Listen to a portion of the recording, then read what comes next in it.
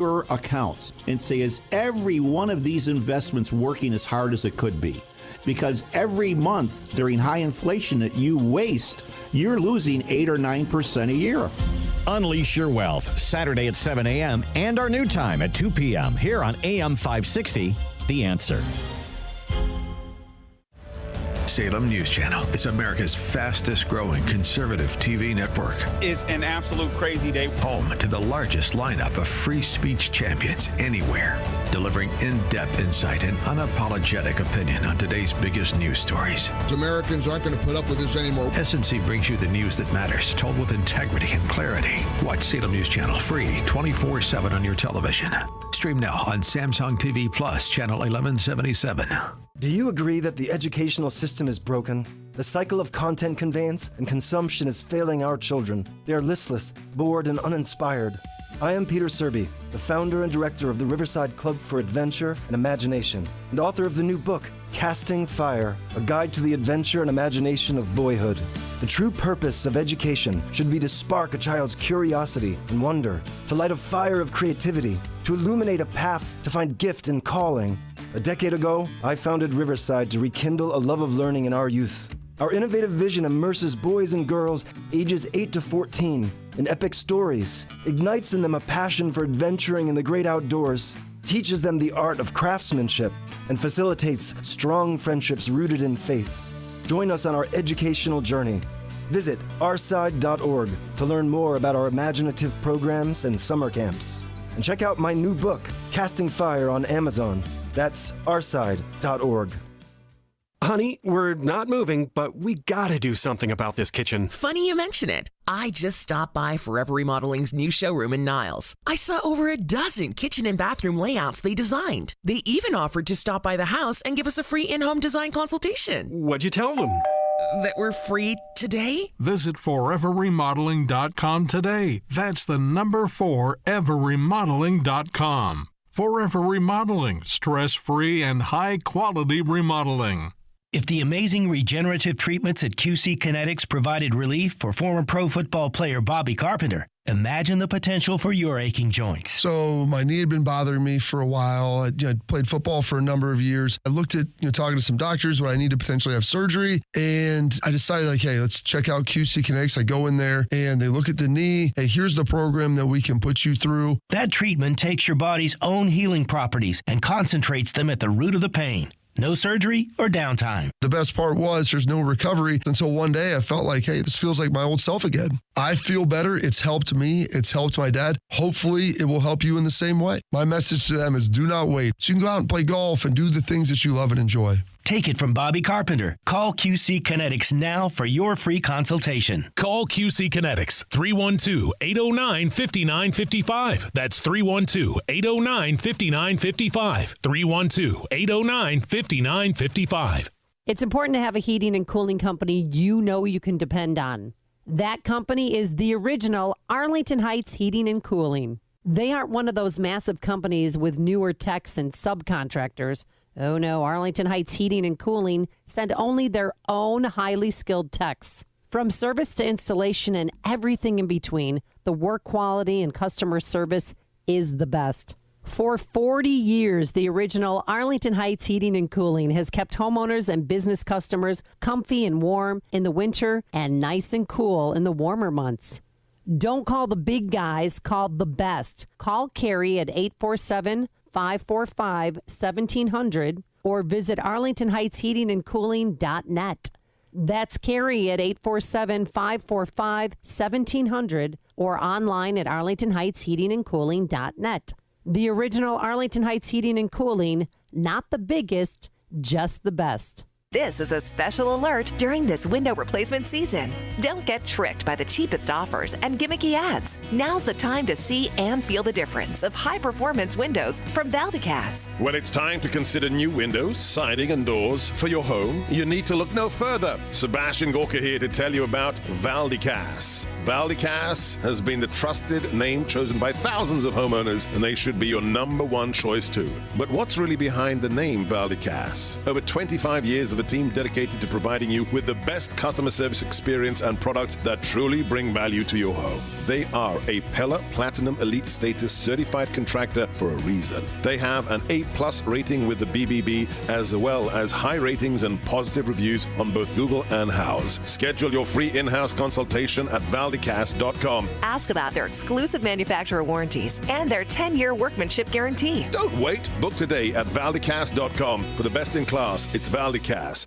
Honey, we're not moving, but we gotta do something about this kitchen. Funny you mention it. I just stopped by Forever Remodeling's new showroom in Niles. I saw over a dozen kitchen and bathroom layouts they designed. They even offered to stop by the house and give us a free in-home design consultation. What'd you tell them? That we're free today? Visit foreverremodeling.com today. That's the number 4, everremodeling.com. Forever Remodeling, stress-free and high-quality remodeling. This is Carol Platt Liebau for townhall.com. There's a realignment in American politics. That's great news. Republicans are welcoming new people into their party, as last year's presidential elections showed. But even the best developments have their downsides. We're seeing one of them now in this week's special election congressional race in Florida and the Supreme Court election in Wisconsin. The Florida race is closer than it should be, and the Wisconsin contest is a nail-biter. Republicans once had the edge in off-year elections, but with the new voter alignment President Trump has spearheaded, that's no longer the case. The Democratic Party is not the party of low-propensity voters, that is, the people who tend to vote in presidential years, but less so in off years. Now that's the Republican Party. If the GOP intends to succeed, it must find a way to mobilize its new voters in every election. Conservatives in Wisconsin and Florida need to get out the vote. I'm Carol Platt Liebau. It's important to have a heating and cooling company you know you can depend on. That company is the original Arlington Heights Heating and Cooling. They aren't one of those massive companies with newer techs and subcontractors. Oh no, Arlington Heights Heating and Cooling send only their own highly skilled techs. From service to installation and everything in between, the work quality and customer service is the best. For 40 years, the original Arlington Heights Heating and Cooling has kept homeowners and business customers comfy and warm in the winter and nice and cool in the warmer months. Don't call the big guys, call the best. Call Carrie at 847-545-1700 or visit arlingtonheightsheatingandcooling.net. That's Carrie at 847-545-1700 or online at arlingtonheightsheatingandcooling.net. The original Arlington Heights Heating and Cooling, not the biggest, just the best. Now, your official weather forecast. Sunshine and clouds, a shower in spots late this afternoon, high today 45. Cloudy tonight, rain, thunderstorm, low 41. Clouds, windy day tomorrow, more humid, shower and a gusty thunderstorm. That could bring some damaging wind, even an isolated tornado, high 69. I'm Steve Williams on AM 560, The Answer. Get the latest weather, traffic, and news updates online at 560theanswer.com. Portions of the following show may be pre-recorded.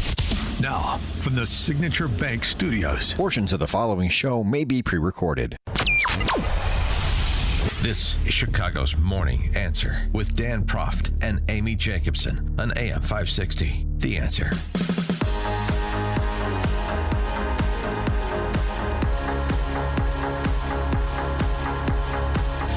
Top of the morning, Dan and Amy. It is Election Day.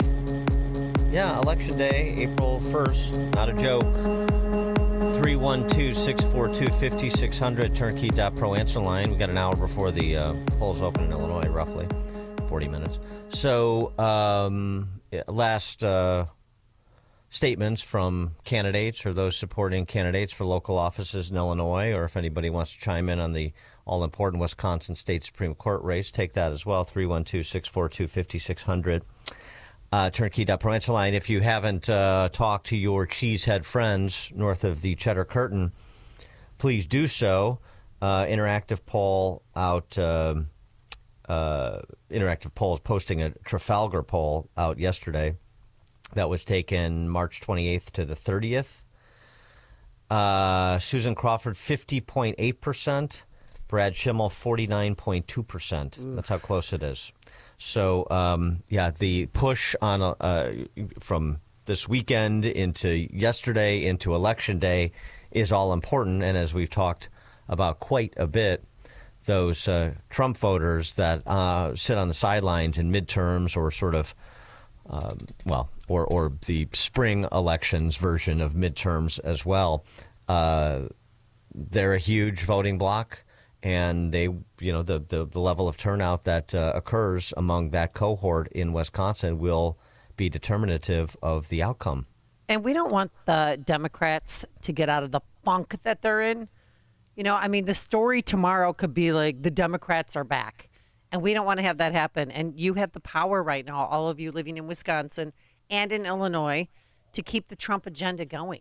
Well, and in Florida, too. Yes, I mean, there's two congressional races, to replace Mike Waltz, to replace Matt Gaetz, that are closer than they should be, particularly the Mike Waltz race that Trump won by 31 points. And some of the polling I've seen shows this statistical dead heat. If you've got anybody in the Sunshine State in those districts, you should send a text their way. Just some other local races. And again, if people want to chime in on their local races of interest or if you're a candidate. But I mentioned this in passing, a little bit more on this. I'm talking about the Orland Park mayor's race. Yeah. It's interesting, and it's potentially this will be a lesson for some local candidates that you can bring in other issues even if the job doesn't require your oversight of a particular issue. When you're running against leftists, even if they're running under some novel local party name, they're still leftists. They're still tied to all things that are left. The left does a much better job, generally speaking, of localizing national issues than the right does. Oh, well, that the library board trustee has nothing to do with that. The mayor has nothing to do with this. Well, right, but it gives people a handle to understand who these candidates are by tying them to things they do understand, that they have been paying attention to. And I say that just because this is a bizarre play from Jim Dodge running for Orland Park mayor against two-term incumbent Keith Pekow, who may very well be the best mayor in the state of Illinois. I'm inclined to think he is, and he deserves re-election. And I know both of them, and Jim Dodge. He's a Republican, right? Well, no. Well, that's what I'm just saying. At BBM this morning, they're saying Republican labor man Jim Dodge is Republican labor man. That's what they said. I know it's like an oxymoron. Well, not necessarily, but I mean, Pekow's a conservative, a common sense conservative. Dodge, unfortunately, because I was inclined to like him, we were running at the same time. He ran for comptroller back in 2010, and he's been on the board of Orland Park for a long time, and he's always looked to try to level up. And this is his latest gambit, and he's thrown in with all of the ne'er-do-wells who are the anti-Pekow faction there because they're the grifters in southwest suburban Cook County, and anybody in that area knows exactly who I'm talking about. After Pekow defeated Dan McLaughlin a couple of terms ago. Well, defeated him twice, a couple times in a row. Anyway, Dodge, this is the Dodge play here. Okay, tell me. And remember, Orland Park is a 60-40 Republican town. So don't be fooled here. Dodge is trying to make an issue of Pekow not entertaining a Gaza ceasefire resolution. Right? And so you say, oh, well, what does that have to do? It has nothing to do with mayoral responsibilities. It has nothing to do with village government, except that you have Muslim community, sizable Muslim community there, and they are trying to put pressure locally to send a message internationally. Well, we talked about that when this occurred. The way that some in the community went about it was basically to show up to a village board meeting and scream from the crowd at the at the mayor and the village board. Well, that is not how you try to move a resolution of any kind, obviously. Dodge, they were gavelled down and eventually kicked out of the room by police at that meeting, and it became the issue became how it was handled improperly. You don't insult American citizens expressing themselves at a public meeting, a legitimate forum. No, you allow people to express themselves, but not in a mob action, not just yelling from their seats. This is why village councils and local units of government have, public comment section, and people get their 3 minutes and so forth. I mean, they were out of order. The village board wasn't out of order. But to make this an issue and to throw in with these identitarian leftists, which is what these, genocide and Gaza types are, which Jim Dodge did in this race, says a lot about Jim Dodge, and it says a lot about Keith Pekow, how he handled it, and it should say a lot to the 60% of that village who identify as Republicans. 312-642-5600 is our turnkey.pro answer line. And then when the polls do open, or if there's any problems at all at your precinct or at your local polling place, we'll take your phone calls on that. Yeah, the only problem is going to be there's not enough people showing up to vote. That's the only problem in these elections. Wake your neighbors. One other, just again, who is getting attacked and how they're getting attacked is also illustrative, even if you don't have working knowledge of some of these local races because they're less sexy and so forth. So Personal PAC, which is the pro-abortion PAC in Illinois, is sending out mailers attacking Tom Chavez, who we've had on the show before. He's running. He's a conservative candidate running for school board in Elmhurst again. And it's the typical thing. He's a book banner. He's an extremist. So vote for Tom Chavez in Elmhurst. There's another one. Andrew Catton, running for the District 86 school board in Hinsdale, is receiving the same treatment. I don't know Andrew Catton, but I know Personal PAC is accusing him of being an extremist who supports book bans and censorships. This is their cookie cutter. Right. This is their cookie cutter. So if Personal PAC is attacking a candidate for school board or local government in your community, then that's the candidate to support. So just look for the return mailing address on the bilge that's filling your mailboxes, and that can provide a pretty good voting guide. In addition to that, I just did this for my dad yesterday. He's in Lisle. Look, who am I supposed to vote for in Lisle? Lisle GOP website had a list of their supported candidates. Sent him the link. Simple as that. Now he's got the candidates he's supposed to vote for. Joe in Hoffman Estates. Good morning, guys. Dan, you hit it on the head yesterday as far as Illinois goes. We're here basically physically, but no one's here emotionally anymore. Mm-hmm. Tell your dad to pack up and get the heck out of here. We all get popcorn and we watch this place sink. If it was anywhere else in the country, I would go out and vote. But in this state, I just want to watch it burn. I hate this place. I can't wait to leave. Well, that's not, I mean... Thanks, Lord. Joe. Thanks for that Gosh. GOTV message. Abandon hope, all is lost. Okay, well, that's... I tell you, though, I mean, this is the problem, the fatalism that sets in. But as I've said many times before, that, fatalism is the left's best friend. Fatalism among the center-right in Illinois is the left's best friend. So I'd suggest that, like I say, Keith Pekow in Orland Park has been a green shoot over the last 8 years. I mean, he was marvelous during COVID.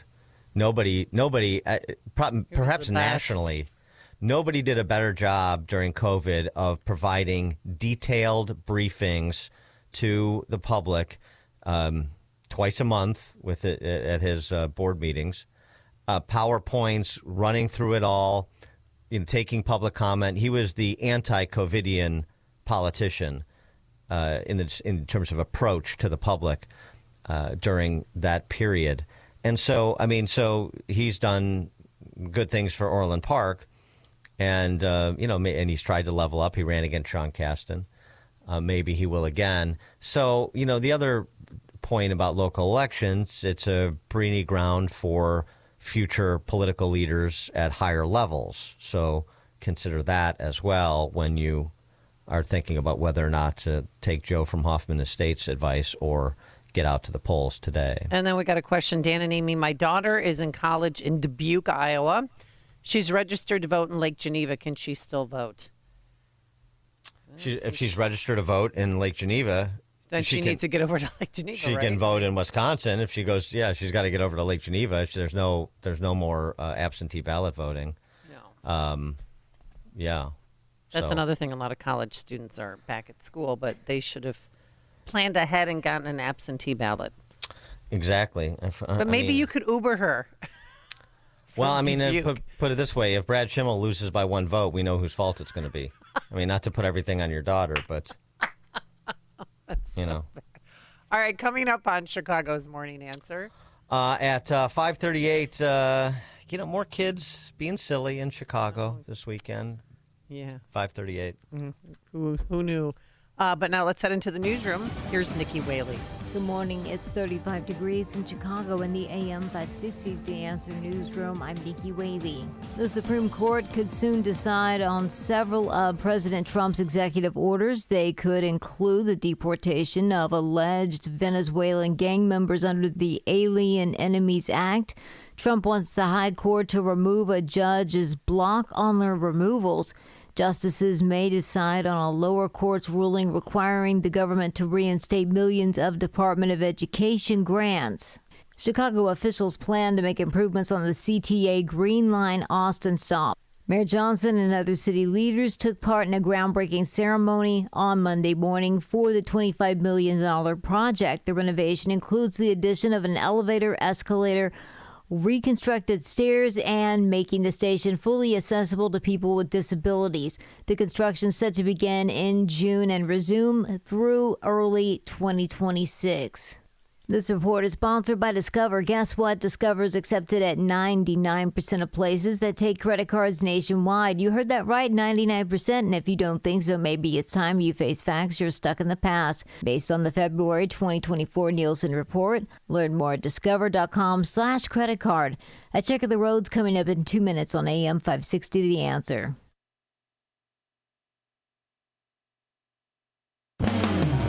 When you need to talk about what's happening today. Hey, can I talk to you for a second? There's one place you can come to. The Sean Thompson Show. Do it! Do it, I dare you. Do it! Get in the conversation. Everybody talks about that show. Sounds great, doesn't he? Weekdays starting at 4. This is easy. I like his honesty and his frankness. Every day I listen to him, I learn. He says what's on his mind. He's real. Best person out there to listen to. We're combating people who prefer the lie. He's Sean Thompson, only on AM 560. The Answer. You still thinking job change in the new year? Yeah, I need something that's in high demand and more stable in this economy. IT?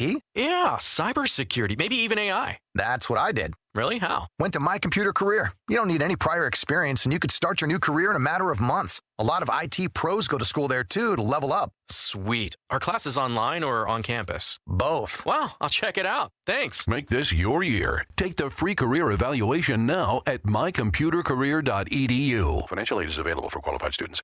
Barbecue season is back. Hey, it's Ellen. And this is Sarah Beth. And a little thing we love about the Chick-fil-A Smokehouse Barbecue Bacon Sandwich is that zesty barbecue sauce. I love that it was a little sweet, a little tangy, and with the mac and cheese, I feel like I tasted the brown sugar bacon first. It was the absolute best combination. Pro tip, 3 sandwiches are always better than 1. Order the Smokehouse Barbecue Bacon Sandwich and our Coca-Cola on the Chick-fil-A app for a limited time. Real guests paid for their testimonials. This Easter, treat your family to a day they'll never forget with brunch at the Trump International Hotel and Tower in Chicago. Brunch reservations are available now for Easter Sunday, April 20th, with seatings from 11 a.m. to 3 p.m. in the Grand Ballroom. Experience an exquisite meal in a buffet style, feast at the decadent carving, crepes, and dessert stations. Enjoy family entertainment, complimentary beer and wine, and a visit from the Easter Bunny for memorable photos, plus an egg hunt and interactive train rides for the kids. There's no better place to celebrate Easter Sunday than as guests of Trump Chicago, where you'll find the most iconic views of the Chicago skyline. Brunch reservations are available now for Easter Sunday, April 20th, with seatings from 11 a.m. to 3 p.m. in the Grand Ballroom. Delight in this one-of-a-kind extravaganza. Make your reservations today by visiting eventbrite.com and search Easter Brunch, Trump Chicago. That's Eventbrite and search Easter Brunch, Trump Chicago, and order your tickets today. Once again, that's eventbrite.com and search Easter Brunch, Trump Chicago. Happy Easter. This is Carol Platt Liebau for townhall.com. There's a realignment in American politics. That's great news. Republicans are welcoming new people into their party, as last year's presidential elections showed. But even the best developments have their downsides. We're seeing one of them now in this week's special election congressional race in Florida and the Supreme Court election in Wisconsin. The Florida race is closer than it should be, and the Wisconsin contest is a nail-biter. Republicans once had the edge in off-year elections, but with the new voter alignment President Trump has spearheaded, that's no longer the case. The Democratic Party is not the party of low-propensity voters, that is, the people who tend to vote in presidential years, but less so in off years. Now that's the Republican Party. If the GOP intends to succeed, it must find a way to mobilize its new voters in every election. Conservatives in Wisconsin and Florida need to get out the vote. I'm Carol Platt Liebau. Need to hire quality candidates fast? You need Indeed. Our video interview tool makes it easy and effortless to meet with candidates. Visit Indeed.com/credit. Taking a look at the roads from the Team Hochberg Traffic Center. On the Edens inbound from Lake Cook to Montrose, it's now just 14 minutes. On the Edens outbound, about 13 minutes. On the Kennedy inbound from Montrose to the Burn Interchange, 7 minutes. No delays. Outbound from the Burn Interchange to Montrose, 9 minutes. On the Eisenhower inbound from Wolf to the Old Post Office, 12 minutes. Outbound, no problem, about 13 minutes. On the Stevenson inbound from the Tri-State to Lakeshore Drive, about 15 minutes, a little bit slow from about Ashland Avenue to the Dan Ryan Expressway. Traffic's a service of almostfreeteeth.com. Overpaying for dental implants is over. If you have a Blue Cross Blue Shield, PPO, or FEP, you could save 90% off on average to get your smile back. Learn more and check if you qualify at almostfreeteeth.com. Chicago's Morning Answer continues next, but now check your forecast from the National Weather Service. Sunshine and clouds, a shower in spots late this afternoon, high today 45. Cloudy tonight, rain, thunderstorm, low 41. Clouds, windy day tomorrow, more humid, shower and a gusty thunderstorm. That can bring some damaging wind, even an isolated tornado, high 69. I'm Steve Williams on AM 560, The Answer. Get the latest weather, traffic, and news updates online at 560theanswer.com. Now, from the Signature Bank Studios. Only the biggest stories, only the biggest guests, and only the biggest opinions. This is AM 560, The Answer.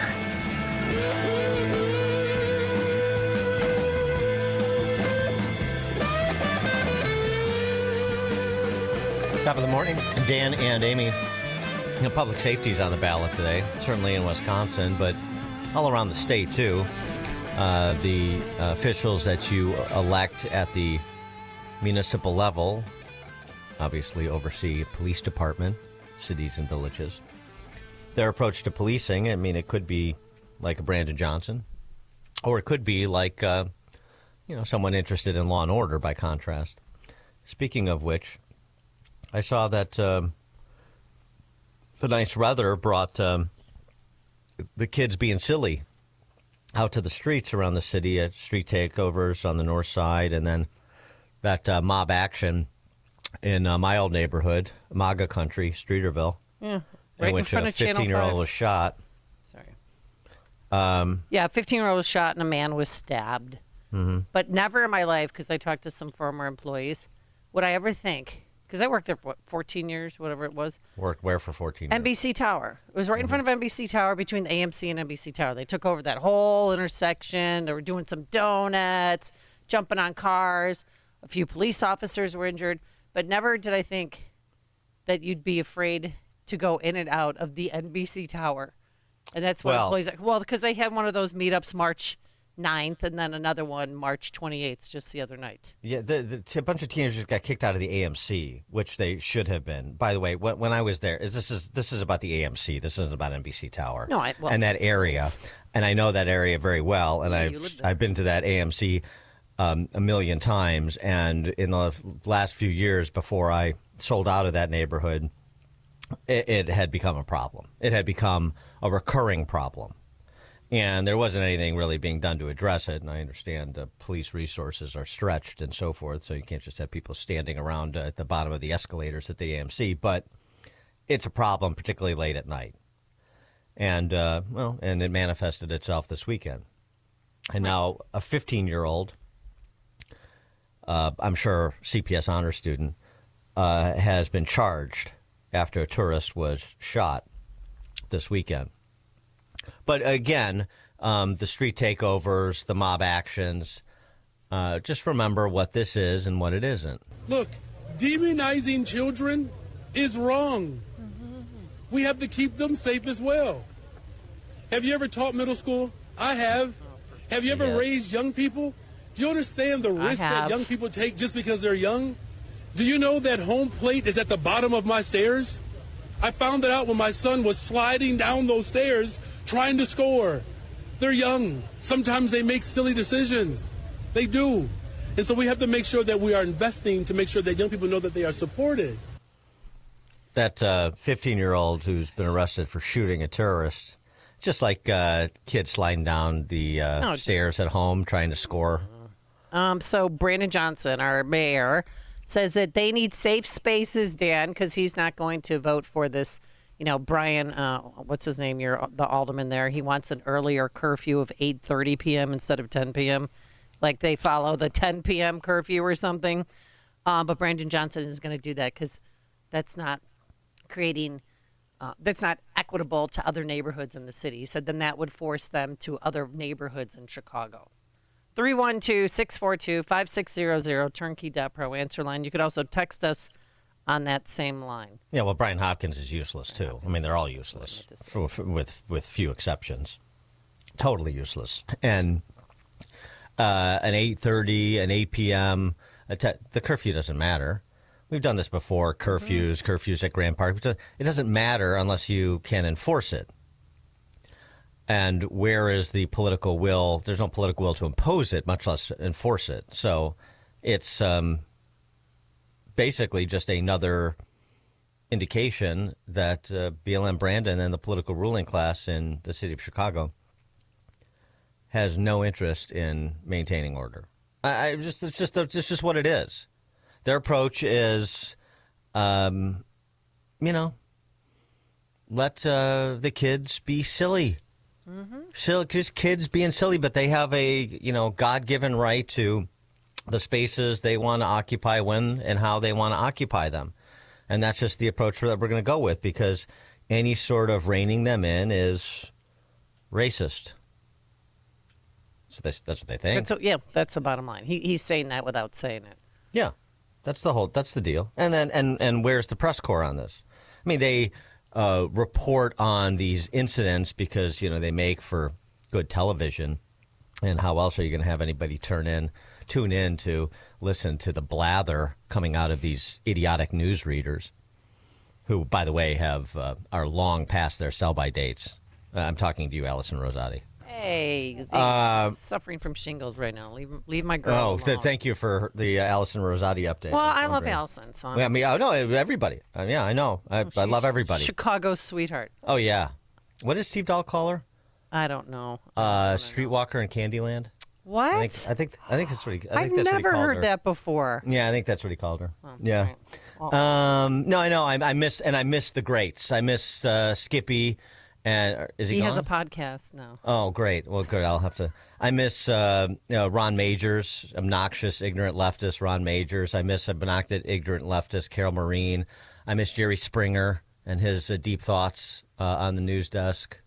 I miss obnoxious, ignorant sports reader Marcian Greco.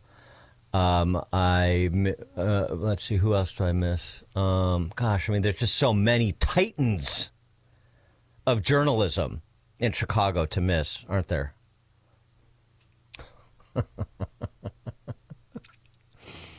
Ron, Southside. Hey, good morning, Dan and Amy. Dan, you were so right. I was thinking the same thing. The curfew means nothing. It means nothing to these disgusting, I'm going to call like this animals. When you act like that, that's what you are. Until they can, maybe hold their parents accountable to protect the public safety. Animals need to be locked up and held, and then till their parents come and get, I'm surprised Brandon didn't come out and say, well, okay, we're going to have the summer jobs. But you're right, Brian Hopkins, get that garbage out of here, man. I mean, you're going to change the curfew for 2 hours? That's going to make a difference. It means nothing. And guess what? It's just the beginning. You all have a good day. Thanks for the call, Ron. Well, it's just more of the same is what it is, because we just don't have anybody that has the political courage to speak with moral clarity and to act in furtherance of what we know needs to be done to maintain law and order, protect people. We're just not interested in that. We just have to come to terms with it. As a city, we're not interested in it. Then, Charlie Wars, your house keys, was out there yesterday talking to neighbors. Why? But okay. Anywho, I'm friends with them. But and talked to the same people, the same flaming liberals who are like, we need a curfew. We need more police officers. The same old blah, blah, blah, blah, blah. Rinse and repeat that we've had for the past 10 years. Well, exactly. So the black neighbors say I can't go out on Fridays, Saturdays, and Sundays during the summertime or any night in the spring when it's warm. This is too much. This is we can't take it anymore. It has to stop. I mean, you go back and play the clips from 5, 10, 15, 20 years ago, and you have politicians saying the exact same thing and residents saying the exact same thing. It's a continuous loop, or more to the point, a death spiral. You know who could get to the bottom of this, though? Who? The I-Team. Well, Chuck Gowdy's back. He's at Channel 5. He's front row to the violence. The I-Team is looking into the endemic violence on the west and south sides. I'm sorry, it's NBC Investigates. But yeah, the I-Team's at Channel 7. Yeah, no. Please keep them straight, because they do such different things. Stop it. Phil in Maryville. Morning, yeah. They need a new bill in the state, Congress, and a massive sign over to Dan Ryan saying, you lose your food stamps from your child's actions. That would solve most of the problem. Yeah, I don't think so. Thanks for the call, Phil. I like the idea of arresting parents if their kids create, no, it's not going to work. No, that's a problem. The idea there has to be some reckless disregard shown by the parent. You cannot start holding parents responsible for, in an open-ended way, for the bad acts of their teenage kids. I mean, you don't want to go down that road. For all kinds of reasons that should be obvious. If anyone disagrees, feel free to call, and I'll state the obvious, but I think it should be readily apparent to most people. Ed in Des Plaines. Hey, Dan. You left out Jim Rose, another obnoxious sports reporter who was a total leftist. In 1985, I got a funny story. Brother Rice playing St. Rita, and he was on the sidelines holding an umbrella as there was a downpour, and I started a chant that got the entire Brother Rice side chanting "Jimbo sucks." Jimbo sucks. Yeah. Oh. Yeah. Oh, that's so like mean. Jim Rose, and I really am offended by the Alison Rosati comment. I don't think she's past her sell date. Men can work on TV and get fat and ugly, and it's okay. And women, and Alison still looks great Rosati for her said, age. I want to work on TV getting fat and ugly, too. No, she's not. She's beautiful. She looks great. She's aging very well, and I love her. They are all. I mean, with few exceptions, they are all completely useless. They are pathetic, and by the way, as I've said before, they're also culpable. They are party to the disintegration of the city and the state too. You don't get a pass just because you're some empty-headed newsreader. You have a position. You have a public. You're public-facing, and the content that they have pushed out, the poison that they have pushed out for decades, is one of the proximate causes of the lobotomized electorate, of the cowardly political class that is elevated by the lobotomized electorate, and the disintegration of the city. So, spare me all the personality dissections of the various mouth-breathing newsreaders. They're as much of a part of the problem in Chicago and Illinois as the politicians. Eduardo in Tampa Bay. Yeah, good morning. This was happening also in Queens, New York over the weekend where they got up on top of cars, smashing them. I was listening to some of the call-ins yesterday. Was that the Day of Action Doge Was protest? there butt dancing, too, on the cars?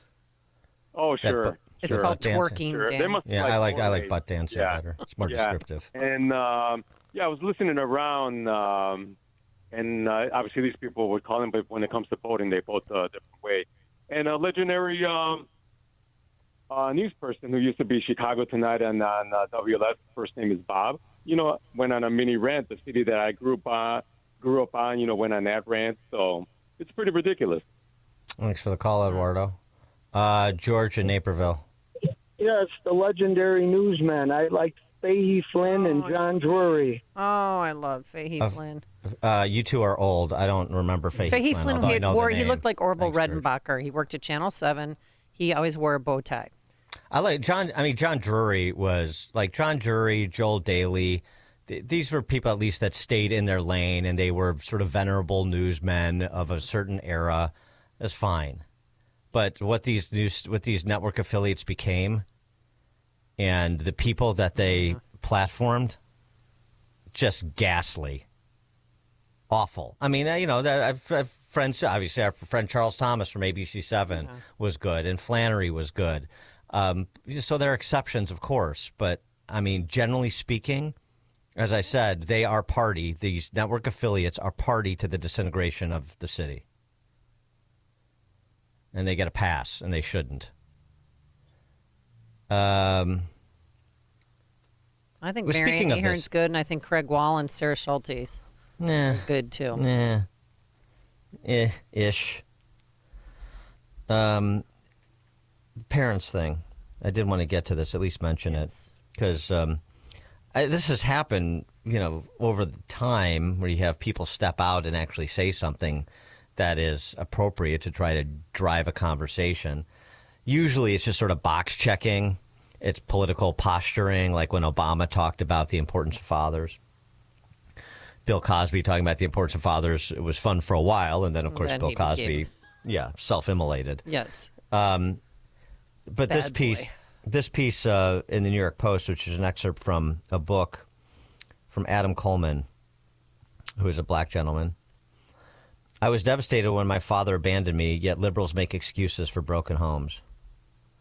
He has a book called The Children We Left Behind, How Western Culture Rationalizes Family Separation and Ignores the Pain of Child Neglect. And, and this is not just a black thing. I'm just saying this is a good essay or a good excerpt from his book, which I'm going to pick up and read, and we're going to have him on the show. But we know what the illegitimacy rate is across the board. It's most pronounced in among the black population. I mean, 80% out of wedlock. But it's, trending towards 60 among Latinos. It's, I think, mid-40s among whites. It's a problem in the West and in America across racial lines. Here's the part of the excerpt from Adam Coleman. Why did my father love me? Why did my father abandon me?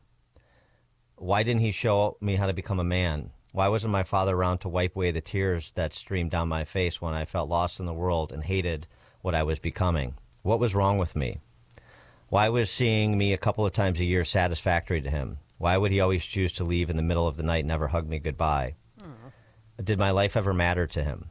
Why did my father reject his only son? Because my father is dead, there's no possibility of obtaining satisfactory answers to these questions. He neglected to establish a relationship with me, so these questions remain unanswered. Unfortunately, I'm far from the only child in America to possess these unanswered questions about one or both parents who left them behind to fend for themselves, questioning the purpose of their existence. Growing prosperity and a greater emphasis on individualism in our country have led to a cultural decline in our willingness to make sacrifices. In this widespread aversion to living sacrificially, it is our children that suffer the most. With this attitude of selfishness and individualism abounding, what America needs now more than ever, or more than anything, is better parents. But selfish parents not only exist in our circles of family and friends, but are also prominent figures who hypnotize the public with excuses for their neglect of their children to avoid scrutiny. You're not supposed to talk about these uncomfortable problems of family breakdown in the public eye. Everyone gets angry if you bring to light your family's darkness. You weigh the risk of losing them with the hope of finding a resolution to your pain. The culture of silence and excuses is pervasive in our society, where adults are allowed to behave like impulsive children, chasing every whimsical desire, while children are expected to respond to parental failures with the maturity of adults. If you, like me, dare to ask questions about how you were raised and why you were abandoned, a litany of excuses comes at you fast from adults. If you are a child left behind like me, you have every reason to be angry, disappointed, and frustrated with how you were ignored by your blood and suffer the consequences of someone else's choices. You're not crazy for wanting some accountability from one or both of the people who created you, and you're not a bad person for not wanting to live in the darkness anymore. Our culture encourages playing cover for parental failures as long as you don't carry visible bruises. Our parents expect constant praise since you didn't die in their custody. And the kids are he goes on, the kids aren't the only ones who want participation trophies. Parents do too nowadays. They want a pat on the back for doing what they're supposed to do. Should we also congratulate them for feeding their child enough times that they didn't starve? Becoming an adult used to include the understanding that you're no longer a child, but now it means that adults are allowed to rotate between adulthood and childhood whenever they see fit, constantly making a child's excuses to an adult's poor choices. He goes on, just in conclusion, I'm now father to a beautiful young man. When my son first opened his eyes to the world, I knew that my sole objective was to improve myself and my circumstances so my son could reap the rewards.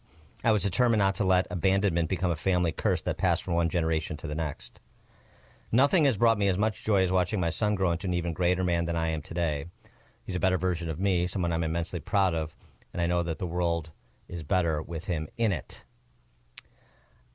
So, this is, you want to talk about some hard truths being laid out in no uncertain terms. That's what Adam Coleman does here.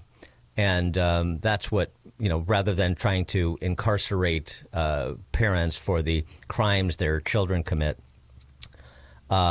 this is, the cultural direction that we need to drive. And we need more people than just Adam Coleman at the wheel.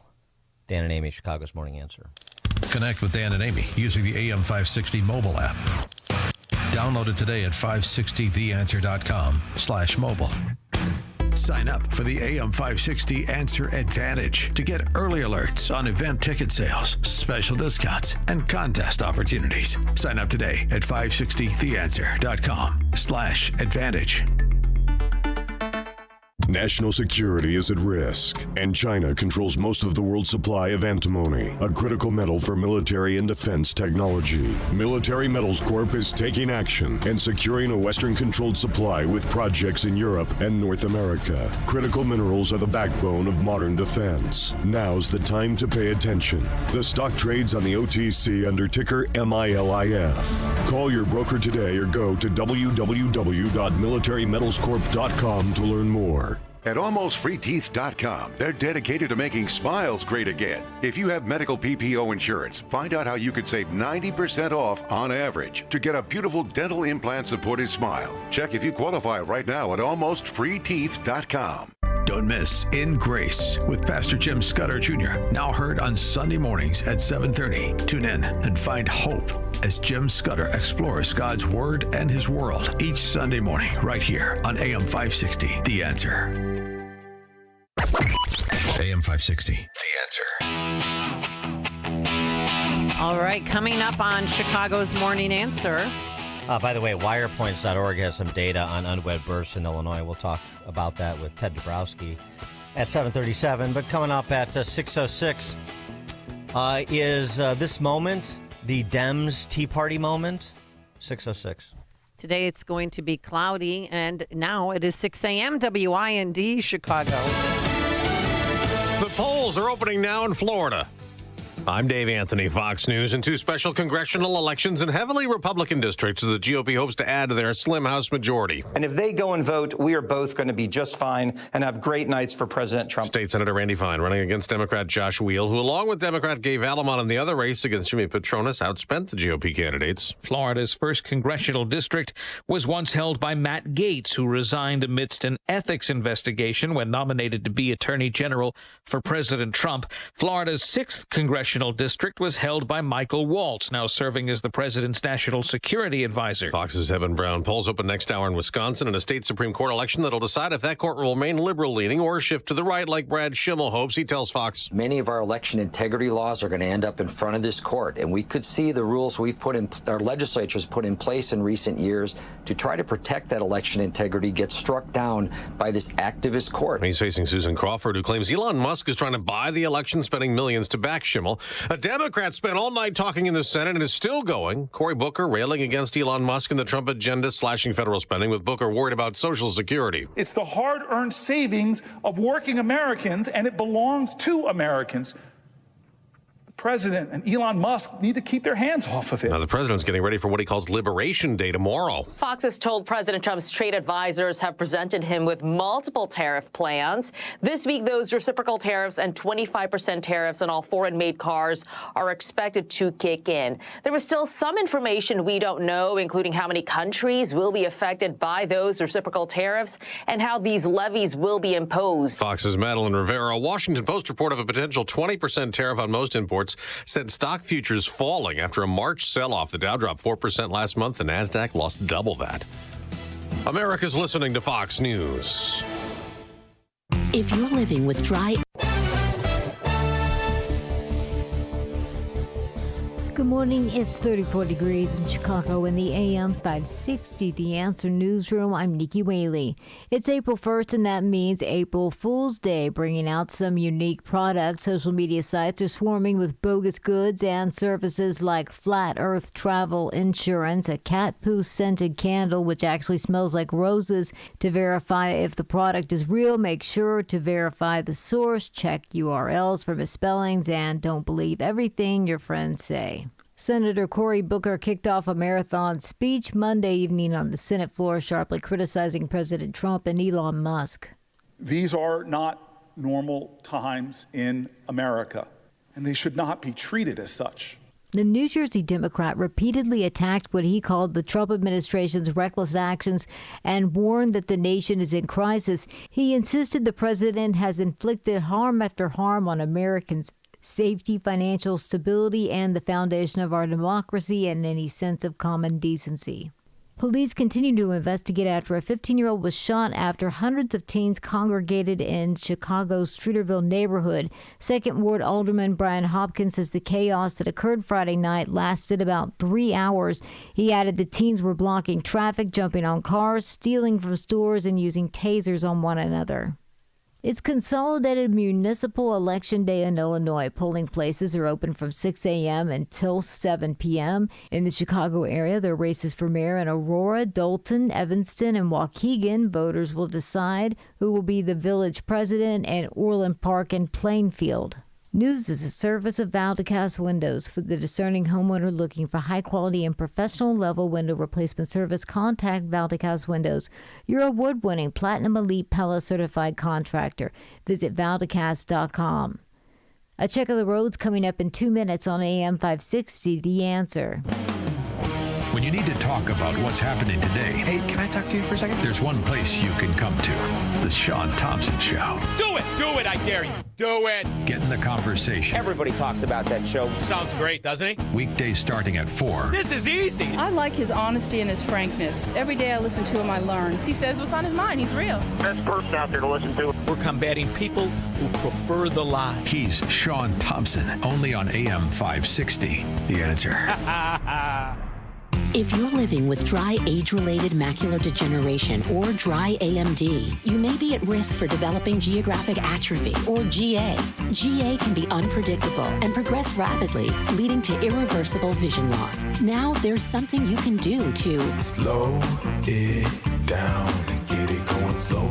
Izervay is proven to slow GA progression. Izervay gets GA going slower. Izervay or avacincaptad pagel is a prescription eye injection used to treat GA. Don't take it if you have an infection or active swelling in or around your eye. Izervay can cause eye infection, retinal detachment, or increased risk of wet AMD. Izervay may temporarily increase eye pressure. Your vision may be impaired after an eye injection or exam. Don't delay. Ask your doctor about Izervay today. Izervay gets GA going slower.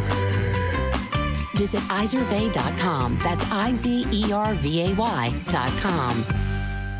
Attention! If you owe money to the IRS, this is an urgent message. The IRS is cracking down by sending out collection letters, garnishing paychecks, seizing bank accounts, and putting liens on homes and businesses. They call it enforced compliance, and you better watch out because penalties and interest on unpaid taxes compound daily, making it even harder to get out of debt. Don't let tax debt destroy your life. You need to call Optima Tax Relief, America's #1 tax resolution firm. They're experts in taxpayer assistance programs that can save you thousands if you qualify. A+ rated by the Better Business Bureau, Optima's resolved over $1 billion of tax debt for their clients. Let them fight on your behalf, helping to put your tax problems to rest. Call the tax professionals at Optima now for a free consultation. Call 800-965-1433. 800-965-1433. 800-965-1433.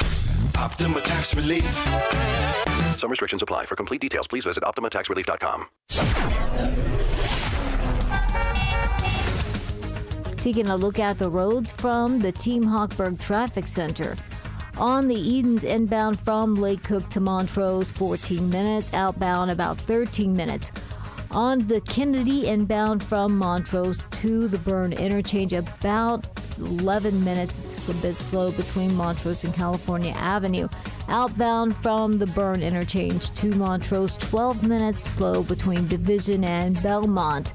On the Eisenhower inbound from Wolf to the Old Post Office, about a 14-minute roll. Traffic's a service of Morcus Chocolates in Palestine, the one-stop for handmade Easter goodies like their classic chocolate bunny, golfer bunny, crosses, jelly beans, and baskets galore. Stores in Palestine, Huntley, and Cedar Lake, Indiana, or shop at morkischocolates.com, MORKES chocolates.com.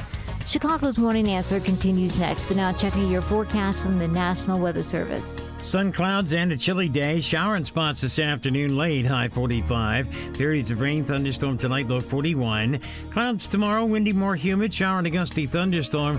Could get some damaging wind. Isolated tornado, high 69. I'm Steve Williams on AM 560. The Answer. Get the latest weather, traffic, and news updates online at 560theanswer.com. Now, from the Signature Bank Studios. This is Chicago's Morning Answer with Dan Proft and Amy Jacobson on AM 560. The Answer.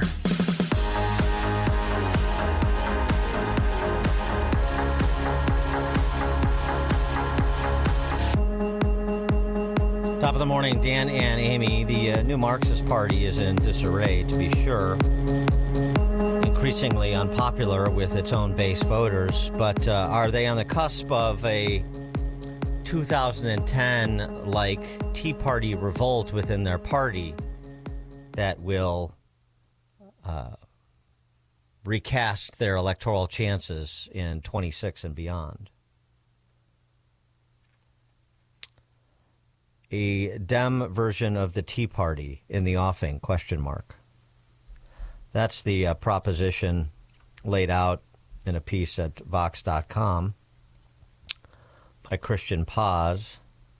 He notes something that we've noted. Just 44% of Democrats are satisfied with the job of Pagliacci Schumer in the Senate, 54% satisfied with Hakeem Jeffries, and the party's overall favorability is tanking. That's Vox.com. The rage isn't going away anytime soon. The last time a party base was this mad at its leadership, it was 2009, and movement Republicans were furious at party leaders for losing to former President Barack Obama, bailing out Wall Street, failing to stop the Affordable Care Act, And what started out as base rage grew into a full-on inter-party revolution. The Tea Party reorganized the Republican Party on its own terms. Are the Democrats about to face their own Tea Party movement? Is the rage that the base is feeling right now going to lead the party down the same path that Republicans went on during the Obama era? Your thoughts, 312-642-5600, turnkey.pro answer line. Well, a lot of Democrats were out this weekend on the Sunday talk shows. Governor Newsom trying to give Democrats a new label when he was on with Bill Maher. These guys are crushing us. The Democratic brand is toxic right now. We're in a panic. We need to own what's wrong with our party. So what's wrong with your party? Oh, he talked about cancel culture. Oh, really? The Democrats started this whole cancel culture BS that has affected so many people's lives. Democrats, we tend to be a little more judgmental than we should be. Oh, really? This notion of cancel culture, you've been living it. You've been on the receiving end of it for years and years and years. That's real. And Democrats need to own up to that. They've got to mature about this. So what do you say to people who say, well, this sounds all very good, but Governor, you were the poster boy for a lot of this stuff. Yeah, and don't ever forget that he was. Yeah, it's not going to work for Gavin Newsom to do the 180 reinvention and all the statements and policies that he has advanced over the last couple of decades in public office are just going to get washed away. It's not going to work. What could happen if this version of a Tea Party movement within the new Marxists, talk about an oxymoron, Tea Party. This is the government party. There's no revolting against the government. There's revolting in favor of bigger government, but. That contrast notwithstanding, the only way you get a real revolt within a party is to elevate new leadership. And where's that new leadership coming from? Authentic new leadership that represents a break from the identitarianism of the new Marxists, which are dominant in that party. Where's that coming from exactly? That's coming from the people that are keying Teslas? That's coming from the people that are raging on behalf of Hamas on college campuses? That's coming from the people that are protesting the deportation of Tren de Aragua gangbangers?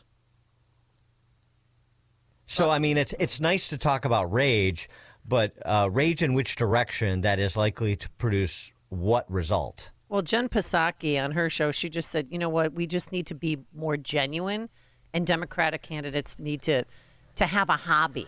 There are some things that I've seen out there, I'm like so cringy, like this effort to kind of do things on social media where I'm like, stop, rip the talking points up. Rip the talking points up. Decide what you think authentically. Pick one thing that's a human thing you do, right? You love sports. You love music. You're in a book club, showing your human side, which Democrats sometimes are fearful of doing. You love lamps. Are you just pointing to things, Jen Psaki, and saying you love them? I love carpet. Book club's going to be enough to generate support to win elections, right? Yeah. So here's what she's saying. We need to do a better job of pretending to be genuine. Exactly. Do things that give you the appearance of being a human being. Yep. It's great advice. So it's funny because these people that are talking about the needs to pivot all of the sudden, well, and you rip up those talking points, Jen Psaki says. Well, they're all reading from the New York Times talking points. Right. New York Times editorial this weekend. Democrats are in denial about 2024.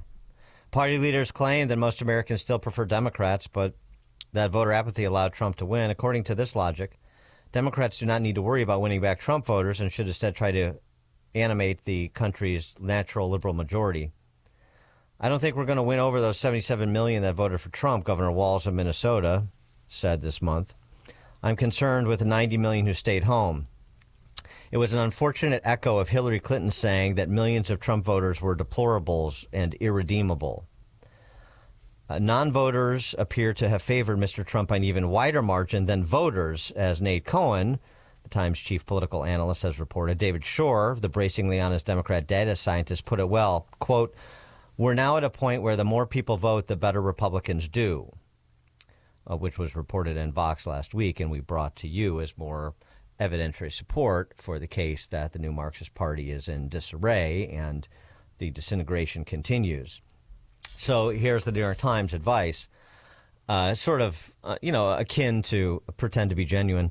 First, they should admit that their party mishandled Biden's age. Yeah, right. Coming to us now with the authentic, the way that the way the New York Times did it, they couldn't admit it. We were misled. We were misled about COVID. We were misled about Biden's age. Misled about the laptop. Yeah, the hoaxes they are party to. They're misled by this undefined force in the universe that misled them. So here's so just to finish the New York Times, they should admit their party mishandled Biden's age. Second, Democrats should recognize the party moved too far left on social issues after Obama left office in 2017. Even today, the party remains too focused on personal identity and Americans' differences rather than on our shared values. That's the phrase they use every time they compartmentalize Americans by their identitarian differences. They talk about our shared values. Our shared values is categorizing everybody by their identity. Right. That's the shared value they're always sexual promoting. Preferences, if you're binary, non-binary. On those issues, writes the New York Times, on these issues, progressives sometimes adopt a scolding, censorious posture. Sometimes it's not a bug, it's a feature. That is how they advance the flag of identitarianism, by intimidating people through scolding and censorship. Of course, the New York Times has it wrong. But these are a bunch of identitarians groping in the dark for something to hang on to that says this is how we get power back. That's what's happening here. Joe in Naperville. Hey, Joe. I couldn't agree with Jen Psaki more. The Democrats need to be more genuine. Genuinely show me who you are. Show me that there's more than two genders. Show me that you believe that all immigrants should be here, legally or not, and keep them free. Show me exactly who you are, Jen Psaki, and I guarantee you'll never win another election. Well, that's it. I mean, that the problem that they have is Trump has this uncanny ability to force, not really to force, but to compel, in a sense, his political opponents, to show the world who they really are. And once that veneer is stripped off, it is not a pretty attractive. It's not a very attractive package, is it? Tim in Hoffman Estates. Fine. The Democrats' greatest strength is their worst enemy. As soon as you dissent from them, they eat their own. So that changes something. Yeah, Tim, you were cutting out. Their greatest strength. Say that again. I'm sorry. Their greatest strength is their biggest weakness, and the minute you disagree with them, they eat you. And that's until that changes, they're done. Right. If you disagree with them, they cancel you. They make your life hell. Right, while parroting the diversity is our strength Orwellian aphorisms that they're so fond of.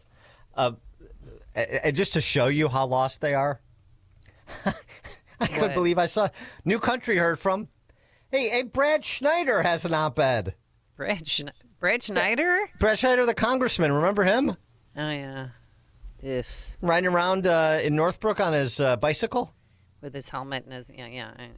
He's a regular guy. Oh, don't you know? See, that's why he's so successful on the North Shore. Number one, because everybody forgets he's their congressman. Right. Number two is because, he loves bicycles. Yay, ring the bell, ring, ring.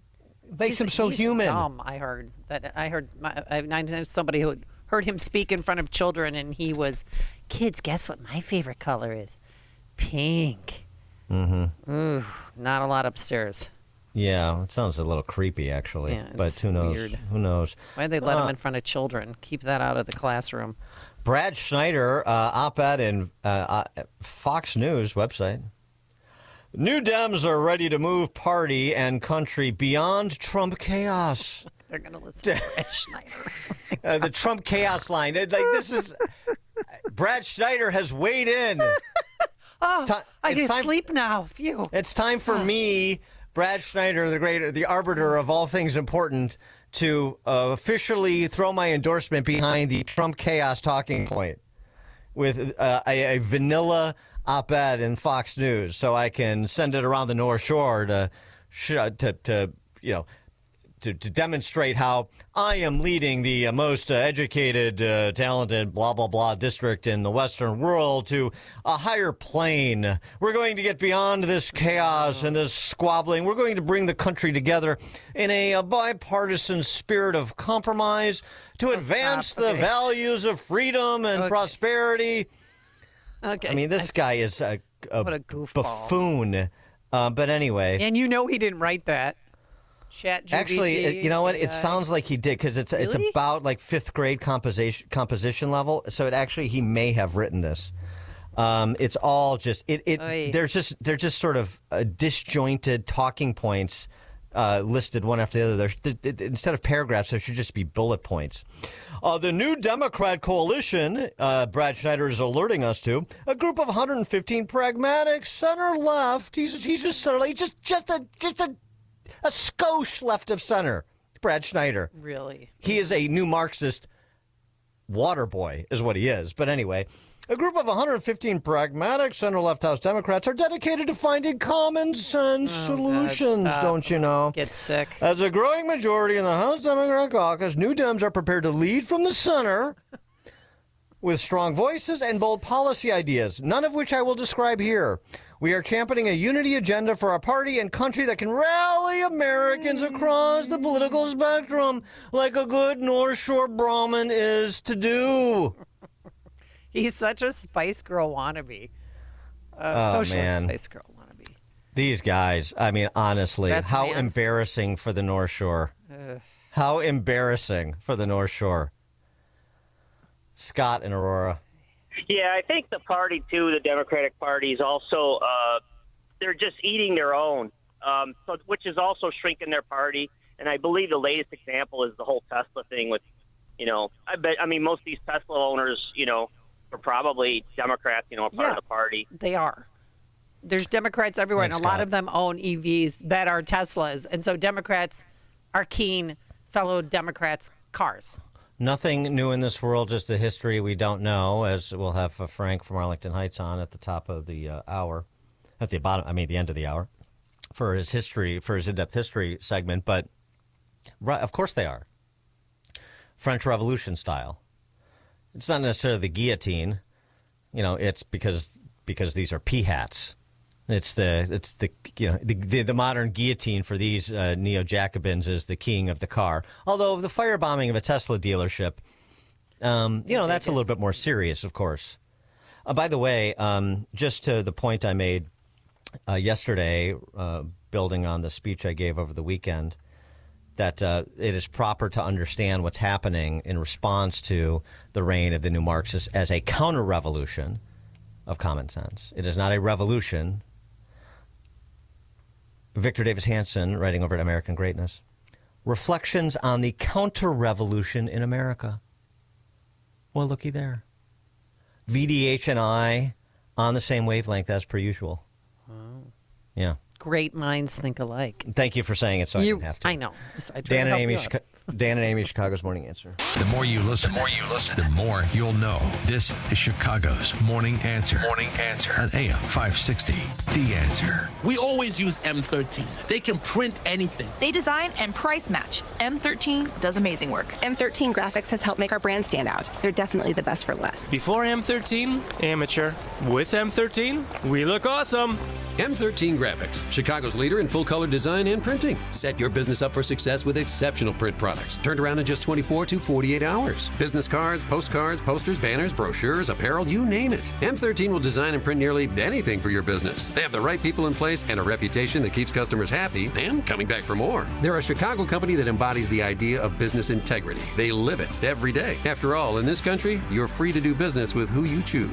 Respect that freedom. Choose the best. For speedy turnaround, excellent service, and the best pricing in Chicagoland, choose M13 Graphics for all your design and printing. Online at M13.com. Visit M13.com or call now, toll free, 877-M13-1913. That's 877-M13-1913. This wasn't how Patrick pictured himself in retirement. Instead of playing golf every day, he could barely walk because of his severe knee pain. It hampered everything because it hurt to walk around the golf course. It hurt to swing, just pretty much hurt doing anything. But the groundbreaking regenerative treatments at QC Kinetics changed everything for Patrick. QC Kinetics uses your body's own healing properties to help repair and restore damaged tissue in your knees, hips, back, and shoulders. No surgery, no drugs, no downtime. The turnaround's been amazing from where I was to where I am now. I've gone from a 15 handicap down to a 7 handicap. That's because my knees allow me to play golf like I haven't been able to play probably in 15 years. Don't let joint pain keep you from doing what you love. Call QC Kinetics today for your complimentary consultation. Call QC Kinetics, 312-809-5955. That's 312-809-5955. 312-809-5955.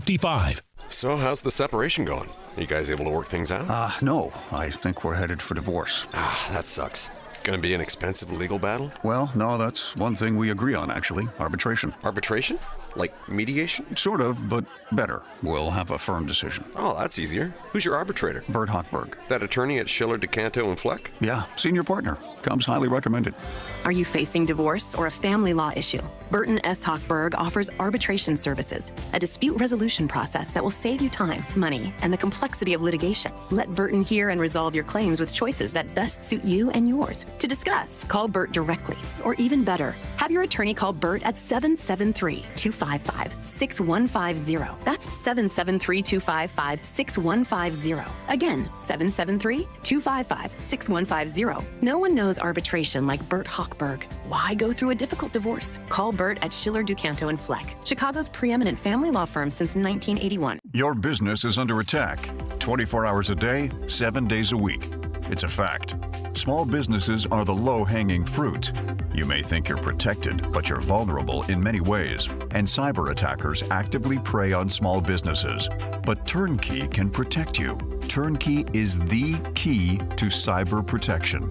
TurnKey has a quick and efficient 12-point evaluation to determine if your business, your profits, are at risk. And right now, for a limited time, TurnKey is offering the first month of service to all new customers free. Peace of mind, free. It includes all Microsoft licensing, antivirus, anti-malware, and completed data backup both on-site and off-site, plus help desk support. Don't leave you, your employees, and your customers vulnerable. Talk to TurnKey. Visit turnkey.pro. 3 decades of experience. That's turnkey.pro. TurnKey, the champion of small business. AM 560, The Answer. Top of the morning, Dan and Amy. In honor of Mike Scott, I'm going to make a mention of women's basketball. Oh, boy. How about that? Is this collegiate women's basketball or the WNBA, which is about to get started in a few weeks? No. Obviously, the tournament. Yeah. TCU didn't make it to the Final Four. They lost to Texas. But one of the stars of the tournament was this girl named Haley Van Lith, who I guess is one of the next big things coming. She's this, I think, was like the 3rd team that she's taken to the Elite Eight in 3 years. Which also speaks to the problem of essentially free agency at the collegiate level, but I digress. Not about that. It's about what she had to say after TCU won to get to the Sweet 16 before they lost in the round of 8. It's a blessing, but I really am. I'm really standing on God's shoulders right now, you guys.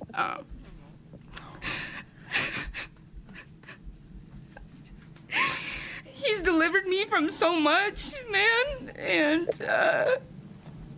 so much pain and suffering and confusion, and I just, it's all glory to God, truly. I would be nothing without him, and in the darkest moments of my life, he never turned his face from me, and I just couldn't be more grateful to experience his love in this moment. So, all those people are wearing my jersey out there, but it's for a greater purpose, and it's God working, man. So that's all I have to say. So apparently she. Yeah, I know. It's pretty very. She suffered mental illness, right? Yeah, she had some sort of mental illness challenges of some sort. I don't know the details, but yeah, I think that's what she was referring to. And she even got a shout out from Angel Reese, the Caitlin really? Clark rival. Yeah. Good. I mean, she said she praises him for the nights where she says, quote, I didn't want to live anymore. And I praise him for the nights that I was on medication because I couldn't sleep or eat. It's painful to talk about, but it's really how beautiful life is. So there's hope. Anybody suffering mental illness out there or depression, I mean, there's hope. And I'd gladly wear her jersey. I had to give away my Caitlin Clark jersey the other day, or my Caitlin Clark T-shirt that I was so happy to have. I don't know, that she keeps invoking God like that, and she's probably not going to get too much in the way of corporate sponsorships. That's not going to sit well with Nike, I'm sure. But I'm glad that she doesn't care, and I hope that she does well. Seems like a nice girl, and apparently has overcome a dark period. And despite not making the Final Four, she's on her way to bigger and better things, it sounds, so that's good. Yep. Coming up on Chicago's Morning Answer. For something completely different, at 6:36, Why Dan Proft is Single, the latest installment. We'll introduce you to a high priestess of the left named Zoe. Why Dan Proft is Single at 6:36. But now into the newsroom we go. Here is Nikki Whaley. Good morning. It's 34 degrees in Chicago in the AM 560. The Answer Newsroom. I'm Nikki Whaley. Voters in Wisconsin and Florida will be headed to the polls today in what's being seen as a national political power struggle. Today in Wisconsin, there's a state Supreme Court election, and Florida voters will now decide two pivotal vacant House seats that could help shift the balance of power nationally.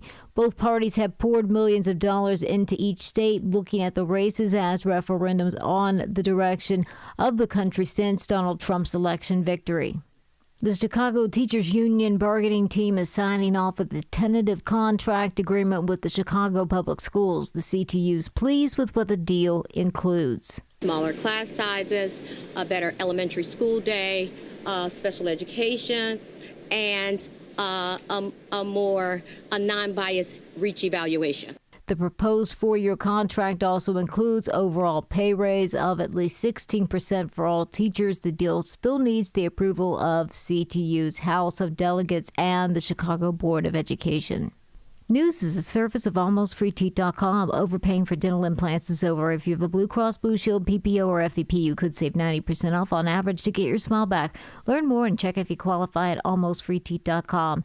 A check of the roads coming up in 2 minutes on AM 560, The Answer. Spring is in the air, and that means it's time to check the starting lineup. Leading off for AM 560 every morning at 5, it's Chicago's Morning Answer with Dan Proft and Amy Jacobson, followed at 9 by Mike Gallagher. Moving up in the lineup, it's Charlie Kirk, now heard at 11. Then at 2, it's 2 full hours of Hugh Hewitt, followed by Sean Thompson at 4, Seculo at 7, and rounding out the lineup, Larry Elder at 8. Top to bottom, the best lineup in Chicago radio is right here on AM 560. The Answer. That shot was money, Lisa. Hey, speaking of, did you ever figure out what to do with your parents' old coin collection? Not yet. I need a reputable dealer to appraise them. I have no clue what they're worth. I just finished working on my dad's estate collections. I took it all to Fox Valley Coins. Their customer service was the best. Plus, they're super honest and reputable, but most importantly, experienced. They'll give you the best prices. Really? They handle estate collections? Absolutely. Buying, selling, appraising, they do it all. It was quick and simple, and we maintained our privacy. Fox Valley Coins made the whole process easy. That's exactly what I need. Are they local? Right in Naperville. They have an easy website to remember. FoxValleyCoins.com. Perfect. Now let's see if you can return this shot. Whether buying or selling or just want valuation, Fox Valley Coins is your trusted gold and silver dealer. Visit Fox Valley Coins, 1 light north of I-88 on Route 59 at the Naperville-Warrenville border. FoxValleyCoins.com. Family-owned integrity since 1981. Hey, heard you're getting ready to move. We just listed our house on the market. Just make sure you have the right attorney. Doesn't the real estate agent take care of all that? They stay involved, but you want to make sure you have a great lawyer that's negotiating the terms, helping resolve inspection items, clearing up title issues, preparing the deed and other documents, and attending the closing. The attorneys at Nauman & Associates in Elk Grove Village have decades of experience handling real estate transactions every day all over Chicagoland. NALawGroup.com. Salem News Channel is America's fastest growing conservative TV network. It's an absolute crazy day. Home to the largest lineup of free speech champions anywhere. Delivering in-depth insight and unapologetic opinion on today's biggest news stories. Americans aren't going to put up with this anymore. SNC brings you the news that matters, told with integrity and clarity. Watch Salem News Channel free 24/7 on your television. Stream now on Samsung TV Plus, channel 1177. Need to hire quality candidates fast? You need Indeed. Our video interview tool makes it easy and effortless to meet with candidates. Visit Indeed.com/credit.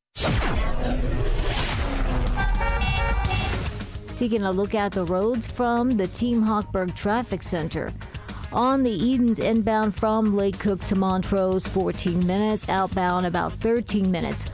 On the Kennedy inbound from Montrose to the Byrne interchange, about 11 minutes. It's a bit slow between Montrose and California Avenue. Outbound from the Byrne interchange to Montrose, 12 minutes slow between Division and Belmont. This report is sponsored by Lowe's. Springfest and Ego Days are here at Lowe's. Right now, get a free Select Ego 56-volt battery with the purchase of a Select Ego trimmer, blower, or mower kit. Lowe's, they help you save. Offer valid through April 2nd. Selection varies by location while supplies last. Chicago's Morning Answer continues next, but now a quick check of your forecast from the National Weather Service. Sunshine and clouds, a shower in spots late this afternoon. High today 45.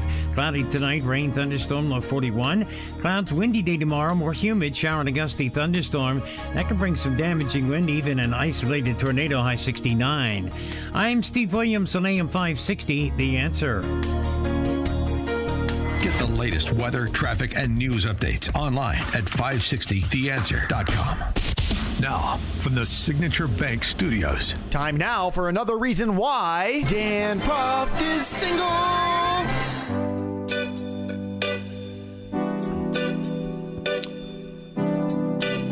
Bring it in, ladies and gentlemen. Oh, yeah. Let's just get right to it because I've got a few reasons why I'm single that we want to get to in this installment. Got out my pen and paper. Well, let me just start with Zoe, who talked about why she stopped seeing this dude that she was seeing. And, of course, in perfect 21st century fashion, had to take to social media to offer the diatribe. It's not like anybody needs to eavesdrop on anybody, or she penned a thoughtful op-ed about relationships. No. Turn on the camera and rant at the screen. Story time on how politics ruined my last relationship. So let me set the scene for you. I was dating this guy. We've been dating for 5 months. And in those 5 months, I was told by my friends, Zoe, he lives in Indiana. He's a Republican. I was like, politics don't matter to me. What was I wrong? And so I was like, it's fine. I don't care. I'm going to get to know him first. We'll decide later. So then we kind of start talking about it. I'm a very liberal woman. So I am obviously like very much everyone knows that I'm a liberal woman. My brother's gay. All my friends are gay. Also like abortion rights, female rights. But anyways, so I would like always ask him. I'd be like, what's your politics? Like, where do you lean? And he was just like, well, like socially, I'm a liberal, but economically, I'm a Republican. Okay. Also, he was a 28-year-old man. That's the first red flag, because if there's a 28-year-old man and he's single, there's a reason that he's single. But anyways, so then I'm like, well, like what makes you, economically Republican? Because like I could give you a whole bunch of facts right now that prove that you shouldn't be. And he was like, all of his info is from his friends. And I was like, you get all your information from your redneck friends. Obviously you can't trust them. You need to do the research yourself. And if you do the research, I told him, I was like, I'll support you based on your decision if you actually research it yourself. Like I won't care if you're a Republican. But anyways, and so he was like, Zoe, I have much better things to do than research politics. Like I have way more important things to do. Okay, saying that to me is absolutely insane, but go off, King. I also just didn't care at that point. And so I kind of put it on the back burner. I was like, I can't take this right now. Well, then we get into a little spat a little spat a couple days before Election Day, and we almost broke up. And so I was like, nah, it's fine. I'll give him one more chance, blah, blah, blah, blah. Well, then Election Day rolls around, and, well, actually, before this, he was not registered to vote. He had never voted before, and he told me that he wanted to vote in this election. And I was like, okay, cool, do the research, but that's a whole other thing. And so the voter registration deadline was approaching. I could tell he was going to vote against me, let's just say it like that. And so I was like, he is not going to make an educated decision on who he votes for. So guess what? I'm not going to remind him of this voter registration deadline. So then it passed. He didn't register to vote. So there we go. It was saved. He wasn't going to vote. I wouldn't have to deal with it then. But then we got into that little spat, and I was like, let me try one more time. Let me see if he's learned anything from me. And I asked him point blank on Election Day, I'm like, so who would you have voted for if you would have voted in this election? He was like, I would have voted independent. And I was like, do you know that how harmful and basically wasteful that is? And also, like, check your privilege by saying you're going to vote independently. And he was like, wow, Zoe, I cannot believe that you think my vote would have been a waste. Shut the up, because it is a waste. Look at Philadelphia. All those independent voters could have put us over the edge and could have helped Kamala win. That's another story. And so I was like trying to tell him, I was like, listen, that's harmful. You have to make a decision, because the way that our voting works, like the two-party system, is a joke. You have to pick a side. The independent party never has a chance. So you have to pick a side. And we got into a huge argument about it. And I was like, you know what? This is my last straw. Again, I'm a very liberal woman. I have to date someone that is on the same page as me, because I can't disagree with someone on something that is so important to me for the rest of my life. I fully respect Republicans. I understand that you want to vote that way, but for me, I don't want to marry you and I don't want to date you. So we ended it, and no regrets. I've been single ever since. It was awesome. It's been awesome. 312-642-5600 is our turnkey.pro answer line. You can also text us on that very same line. I don't think that this woman is ever going to be happy in any type of relationship. Do you, Dan? Well, she needs to get off the IQ blockers and whatever else she's on, for starters, so that she can, speak at a normal sort of conversational pace and maybe provide a little bit of breath in between a point or two that she wants to make. I would also ratchet down the use of the F word. It just is not, maybe this is old-fashioned. It's just not particularly ladylike. Is that old-fashioned? I don't know. No, I don't like women using profanity. Okay. I don't like it. Yeah, I got all kinds of hang-ups. This comes as a surprise, I know. So have you always been this way? Yes, I have. Profanity, all right. With women, yes. Well, what about with some of your guy friends? Because I found the overuse of it is just so, it's... You can't, like, the F word, every other word. I don't care who's saying it. It becomes difficult to listen to. Trying to make up for something you lack and character, or you're trying to be a tough guy. I'm tough because I'm dropping F-bombs around here. Yeah, it's like, sort of like when politicians swear in inappropriate settings. It's like Democrats are doing. Yeah, but Tammy Duckworth dropped an F-bomb the other day, and I'm like, what is wrong with you? Yeah, she called Hegseth an effing liar. Yeah. Like that kind of, just, they're trying to be, you on the level of the hoi polloi, and you're this is the way you offer a point with an exclamation attached. Whatever. I digress. But yeah, women using profanity, not attractive. If you're 28 and single, you got a problem. Well, I think that Hoosier does have a problem. If she accurately described him, he's another peahat. I mean, I don't politics and this and that. I would have told her, to pound sand. First of all, I wouldn't. You don't. I actually agree with her if I could strip out one point that I've made before, which I don't really understand how you get together with somebody that is diametrically opposed to you at a philosophical level. I really don't. I don't get it. One who's acting like an independent, where he voted for Trump. I mean, well, it's fine, but he's being a mealy-mouthed peahat. Man up. Yeah, and I could squishy people. I can understand why he wouldn't want to get into a conversation with her, because she's going to unleash like she did there. But then why would you even want to spend time with her? Well, she's pretty, but yeah. then she starts speaking, and she's not so pretty on the inside. Yeah, that. There's only so much pretty can make up for. Yeah. You know, and it's diminishing marginal returns at a certain point, and 4 minutes that you just heard is that point. Michael in Antioch, you're on Chicago's Morning Answer. Hi, morning. I just want to do a plug to try and get the Antioch voters out to vote this morning. We have very strong incumbent, Patrina Berman, and she's one of our village trustees who's been under relentless attack from Indivisible.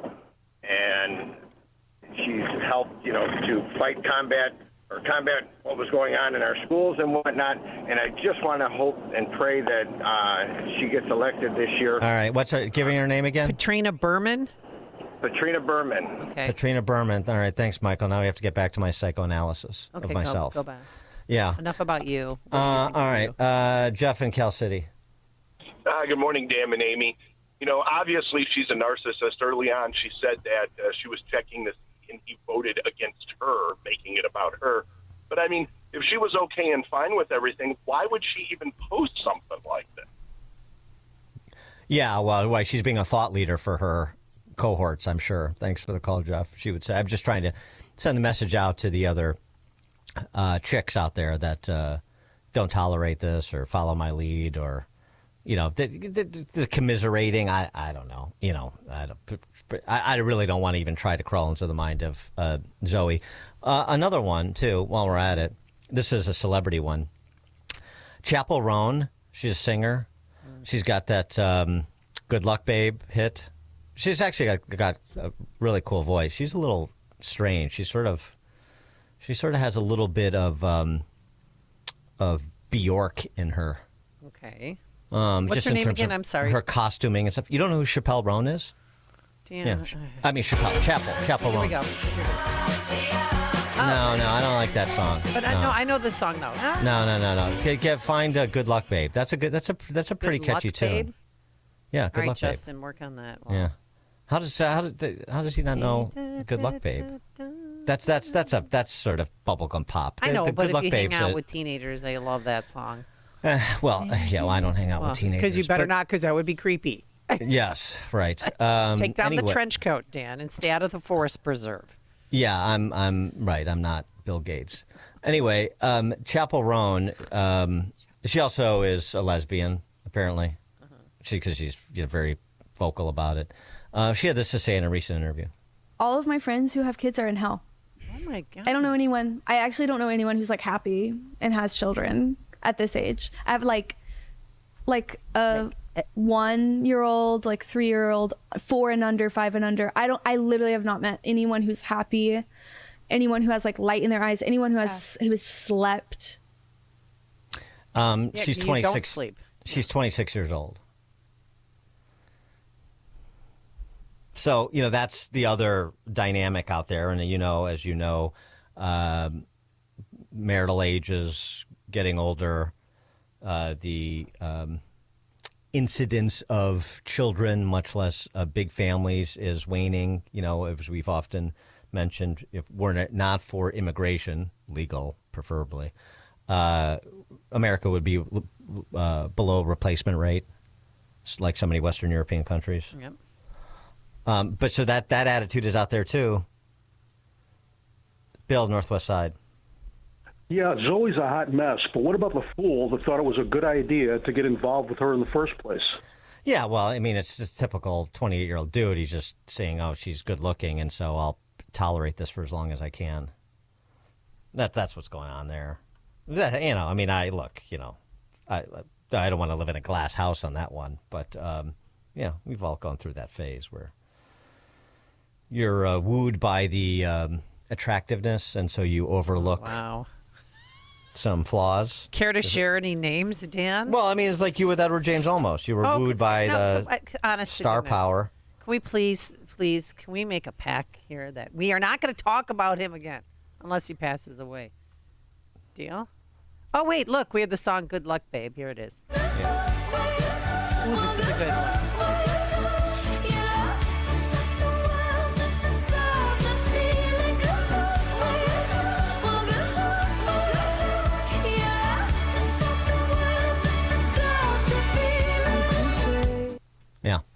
That's it. Verlon in Michigan. Verlon's getting around. Hey. Where are you moving next, Verlon? Well, if I do move, I think I'm gonna die here. I love this place here. But if I do move in my old age, when I'm about 63, when my grandkids are old enough where they can make it on their own, I think I'll move to Las Vegas. I think that's the place that I could just. You're gonna go out. You're gonna go out like Nick Cage, leaving Las Vegas. Yeah, that's right. Oh yeah, that was my movie. Yeah, he was the sure. John, and he met the prostitute. Yeah, I love. Yeah, that. yeah. Oh, a man meets a prostitute in Vegas. Well, what a storyline. A young Elizabeth Shue and a room full of alcohol. There are worse ways to go. She is. Oh yeah. All right. Dan, I called in to appeal to you. That Jamie, not Jamie. I'm sorry, Amy. This is between me and Dan. One single guy to another. Cover your ears. Yeah. Okay, so Dan, have you ever thought about? I heard the audio that you all played last week with the young lady that said, "When I'm talking, you're not talking. When I'm talking, you're not talking." That was Alec Baldwin's wife. Yeah. Have you ever thought about opening up your horizons, exploring your options? Now, it's this movie I saw a while back, but it's debuting today on Paramount Plus. It starred Joaquin Phoenix. The name of the movie is because of the age. You're about a decade late to that movie, but yeah, I'm familiar with it. Dating his phone's operating system. Yeah. In this day of AI, that's the way to go. No back talk, no maintenance. You don't have to buy them anything. You don't have to appeal to them, and they wait on you hand and foot mentally. Well, what's wrong with that? You make a great case, Verlon. Thanks for the call. I'm going to take that under advisement. And here's the soundbite that Verlon was talking about. Alec Baldwin and his wife. Great. You're a winner. Oh my God! When I'm talking, you're not talking. No, when I'm talking, you're not talking. This is why. Yes, we'll have to just cut him out of the show. It's going to be great. You're a winner. Oh my God! When I'm talking, you're not talking. No, when I'm talking, you're not talking. Yeah, this is why Alec Baldwin has fits of rage. In addition to the fact that he's a maladjusted leftist. One other reason Dan Proft is single, I can't take the pain of rejection. Aww. I'm just too fragile. And has anybody broken your heart, Dan? In pieces. Name names. And as the geniuses in the band The Script sang, when a heart breaks, it doesn't break even. Think about that. From the New York Post, I'm a sex and relationship therapist. Not me, this person, Fabiana. Sounds like she might be. The reason why 75% of single people are getting ghosted. I can't take the ghosting. I just can't take it. I will descend into a puddle of tears every time. Do you want to know why people are getting ghosted? I don't. Yes, I would really like to know. Because of this culture. This ghost someone tonight, swipe on someone new tomorrow. I'm nothing more than basically like her. Like, I just get rid of, I can just digitally erase this person. And if it's you try to have I haven't used it, but you can imagine. I've heard the stories like on that one show that does the waiting by the phone segment, which is pretty good. But the whole, we were having this conversation or we went on a date, I thought it was successful, and then she just doesn't return my calls, or he sometimes doesn't return calls, but usually she. Anyway, it's the whole way people date now through the apps. Yeah. And we have an epidemic of ghosting. Also, too, have any of you out there been There on ought to be date? a law. Well, there could be someday, but been on a date and somebody uses a different profile picture than their actual human appearance. Well, whatever the reason is, I'm talking about the ghosting. Okay. I'm talking about just Sounds the like walk you've been away. Ghosted. You just feel I'm just a piece of meat, tossed. Dan. Well, I'm just thrown out like yesterday's newspaper. I thought we had something. I thought I meant something to you. Ghosting, Zoe, Chapel Roan.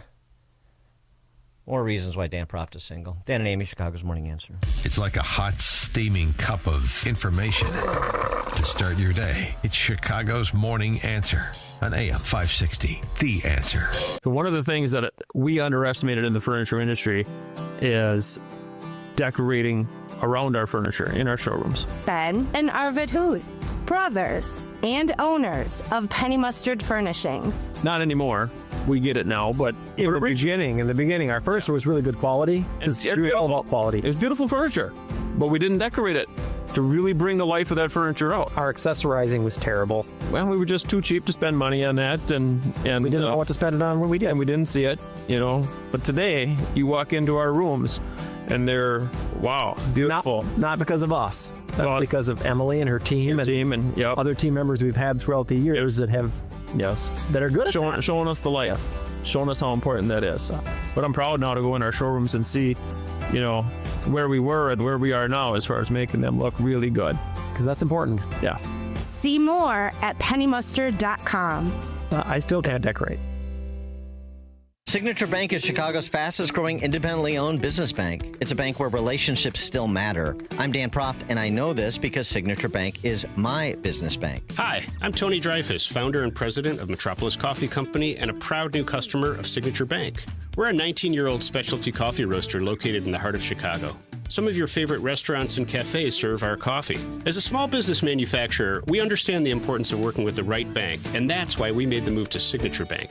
We were tired of the impersonal service that our large bank had provided. A friend referred us to Signature Bank, and their team was on site to understand our operations firsthand.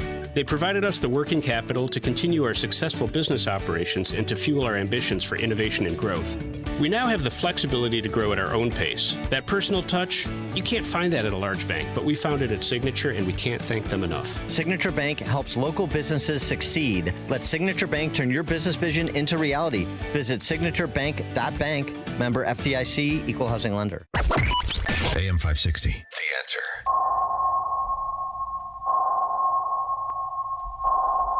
That sound means it's time for In-Depth History with Frank, the history teacher from Arlington Heights.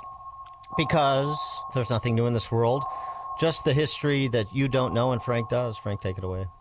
Good morning. Mirror, mirror on the wall, who is the fairest of them all? Asked the evil queen's stepmother, Grimhilda. Now that's a name.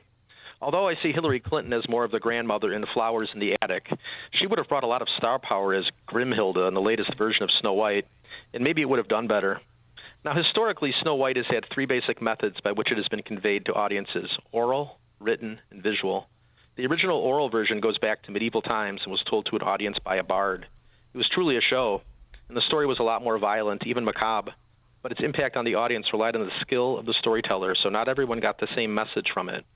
The second written version was put together in 1812 by the Grimm brothers. They added the seven dwarves, made it less violent, more marketable, and perfect for a more literate society.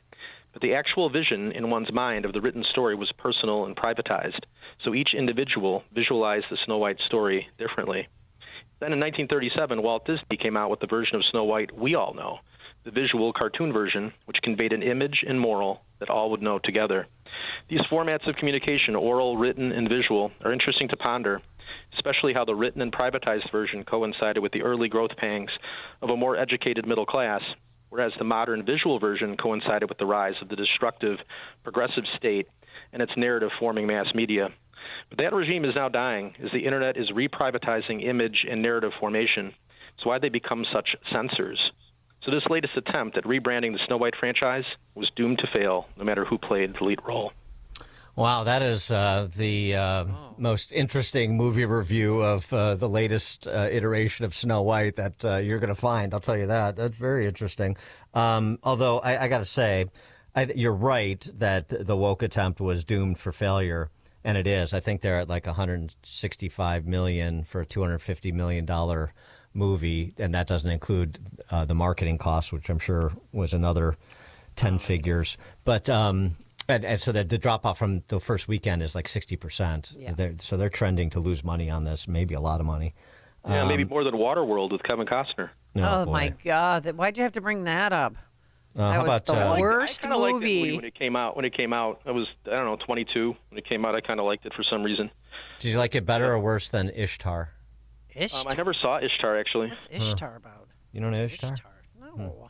It's on the list of worst movies ever made. You should check it out. But anyway, so you're right about that. But I got to say, Rachel Zegler really did take it next level. I mean, you got to give her some credit for this bomb that Disney set off in movie theaters around the country. No, Disney keeps losing money, so I guess that's a good thing, right? They should stop being political and pushing their woke agenda. But Well, also, nothing- too, they left out the little people. They didn't use real dwarfs for 'cause Snow Peter White and the Dinklage- Seven Dwarfs. Yeah, because Peter Dinklage was upset about it. Yeah, a lot of square them that were, and circle. The point, though, is that, you're right. They lose money on it. That's sort of the market feedback that perhaps institutes some discipline. But we'll see. Frank, thank you as always. Wonderfully done, as per usual. Coming up on Chicago's Morning Answer. Our latest edition of Campus Beat, Harvard, Columbia, and my alma mater, 707. It is now 7 a.m. WIND Chicago. Voters are going to the polls starting now in Wisconsin. I'm Dave Anthony, Fox News. In a very expensive election that'll determine if the state Supreme Court will remain left-leaning or if the balance will shift 4-3 to the right with one seat up for grabs. Over $100 million is expected to be spent on Wisconsin's Supreme Court race between conservative Judge Brad Schimmel. On the state Supreme Court, I'll apply the law equally because everyone has the right to feel safe. And liberal Judge Susan Crawford. Being a judge is really pretty simple. There's right and there's wrong, and I'll always do the right thing. The majority of campaign donations have come from outstate billionaires like Elon Musk and George Soros. That's Fox's Jeff Manasso. There are two special elections in Florida to fill two seats that have been held by Republicans. Ex-Congressman Matt Gaetz and National Security Advisor Mike Waltz. If the GOP candidates win, it'll give Republicans a slightly bigger House majority. In the Senate, Democrat Cory Booker spent all night talking, railing against the Trump agenda. Placing tariffs on our biggest trade partners is beyond unfair. This drives the cost of goods up, and the consumer is the one who ends up paying the increase. President Trump's readying a lot more tariffs tomorrow. He's calling it Liberation Day. President Trump says he has settled on a tariff plan being imposed Wednesday. It's going to be something that's going to bring a lot of wealth back to our country, tremendous wealth back to our country, actually. The president is promising reciprocal tariffs, charging the same duty on imports from countries that tariff American exports. Fox's Jared Halpern at the White House, and Wall Street stock futures are falling after a big sell-off in March on some tariff worries. Israel's gone on the attack again in Lebanon, killing at least 4 people. The Israeli military says it was targeting a member of the Hezbollah militant group. It adds that what it calls a Hezbollah terrorist posed an imminent threat and had to be taken out. We're told the target had been helping Hamas plan a significant attack against Israeli civilians. That's Jonathan Savage. America's listening to Fox News. Good morning. It's 34 degrees in Chicago in the AM 560. The Answer Newsroom. I'm Nikki Whaley. President Trump is expecting $5 trillion in U.S. investments after his tariffs take effect. On Wednesday, new reciprocal tariffs are set to take effect in Canada, Mexico, China, and the European Union. Because that word reciprocal is very important. What they do to us, we do to them. President Trump says foreign car markets have been flooding the U.S. market. If you look at Canada and Mexico, they were driving hundreds of thousands of cars into the market because they avoid the tariffs by doing it before the tariffs go on, which would be Wednesday. The White House says this will undo decades of those powers, quote, taking advantage of the U.S. The tariffs are mainly targeted at car and car part manufactured outside of the U.S. The Supreme Court could soon decide on several of President Trump's executive orders. They could include the deportation of alleged Venezuelan gang members under the Alien Enemies Act. Trump wants the High Court to remove a judge's block on their removals. Justices may decide on a lower court's ruling requiring the government to reinstate millions of Department of Education grants. The South Loop Farmers Market in downtown Chicago will continue for a few more months. Vendors at Water Tower Place were originally scheduled to stop working on Sunday. However, market organizers decided to keep the indoor Sunday events open through May 18th. More than 75 vendors offer fresh produce, preserved vegetables, cheeses, meats, snacks, and lunch options. The farmers market includes activities such as arts and crafts, a kids' play zone with puppets, and cooking demos. News is a service of almostfreeteeth.com. Overpaying for dental implants is over. If you have a Blue Cross Blue Shield PPO or FEP, you could save 90% off on average to get your smile back. Learn more and check if you qualify at almostfreeteeth.com. A check of the roads coming up in 2 minutes on AM 560 The Answer. When you need to talk about what's happening today, hey, can I talk to you for a second? There's one place you can come to. The Sean Thompson Show. Do it! Do it, I dare you. Do it! Get in the conversation. Everybody talks about that show. Sounds great, doesn't he? Weekdays starting at 4. This is easy. I like his honesty and his frankness. Every day I listen to him, I learn. He says what's on his mind. He's real. Best person out there to listen to. We're combating people who prefer the lie. He's Sean Thompson, only on AM 560. The Answer. Wesley Financial Group is not a law firm. Hi, I'm Chuck McDowell, the timeshare cancellation guy and founder of Wesley Financial Group. And I want to set the record straight. I am not an attorney. I've never wanted to be an attorney. And the truth is, I really don't even like attorneys. If I sound like an attorney, I'll apologize. But what I've learned in my 15 years in the timeshare cancellation business is you don't need to be an attorney to get folks out of their timeshare. At Wesley, we've helped over 40,000 families cancel their timeshare, and I want to share with you how we do it. Just give my office a call. I guarantee if we take you as a client, we'll get you out of your timeshare, or you'll pay nothing. Attorneys, this was meant to be funny, so please don't sue me, especially my friend Kenneth from Black River Falls, Wisconsin. Call now for your free timeshare exit info kit. 800-919-1441. 800-919-1441. 800-919-1441. If you're living with dry age-related macular degeneration or dry AMD, you may be at risk for developing geographic atrophy or GA.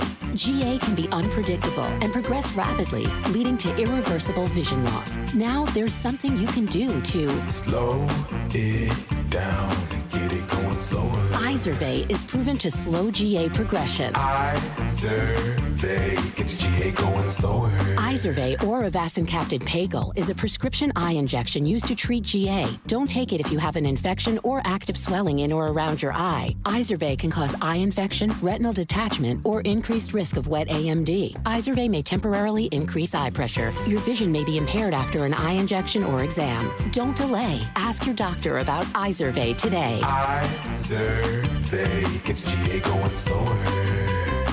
Visit Izervay.com. That's IZERVAY.com. Remember when you were a kid and you would put baseball cards in the spokes of your bicycle to make it sound like a motorcycle? But of course, it really wasn't a motorcycle.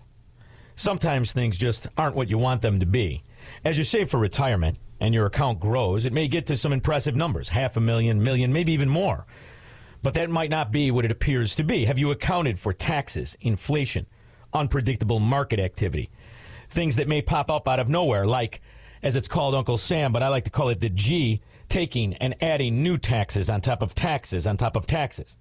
All of this may keep you up at night, but it doesn't have to.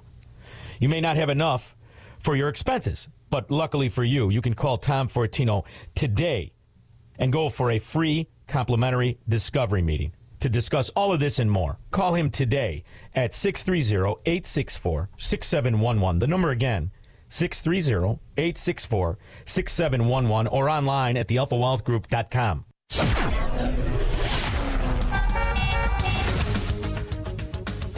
Taking a look at the roads from the Team Hawkburg Traffic Center.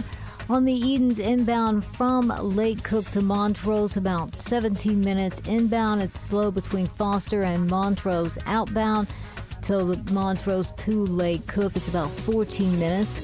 On the Kennedy inbound from Montrose to the Burn interchange, about 23 minutes. It's going to be slow between Montrose and Sacramento Avenue.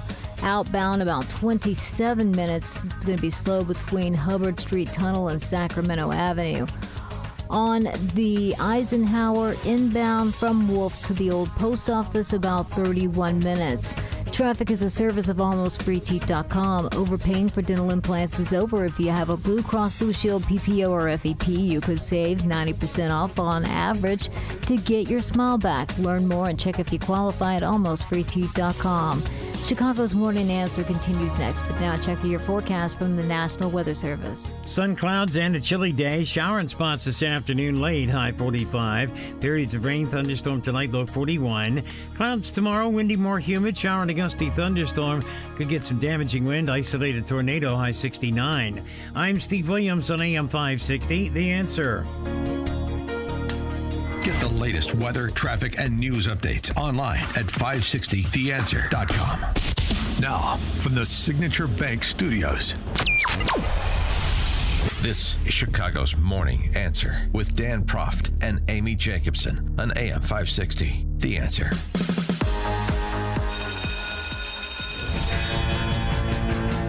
Cause they got the beat, the campus beat, the campus beat.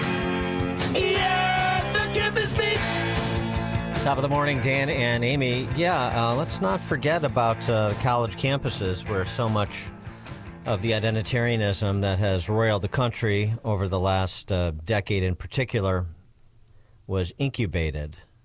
And also what Trump is doing on these college campuses, which are important and well-heeled institutions that are significantly dependent on federal loot. And the Trump administration is playing that card quite nicely so far. Although I would be moving even more aggressively on these colleges to strip the funding regardless of compliance, because you know it will be short-lived. These are ideologues at the heads of these universities. And certainly, whether the head of the university is an ideologue or not, their professor it is, and they're happy to chop heads off, at least professionally, as we see happen again at Columbia and again at an Ivy League school. I know, with no-go zones. I mean, as somebody who pays a lot in tuition for two different schools, I can't believe how much money the government gives Harvard and Columbia and all these other universities. Why are they charging us such an exorbitant amount of money if they're getting so much government funding? Well, it's complicated for the universities, too, and Trump has them in a bit of a trick bag because they can either, as the case was Columbia, they could either lose $400 million in federal funds, or they can engender the activism and animus of their professorate. Well, it was the latter that spelled the end of Katrina Armstrong as president of Columbia College. This after her predecessor, Manoush Shafiq, failed to defend, according to that same professor, Columbia's pro-Hamas campus protests.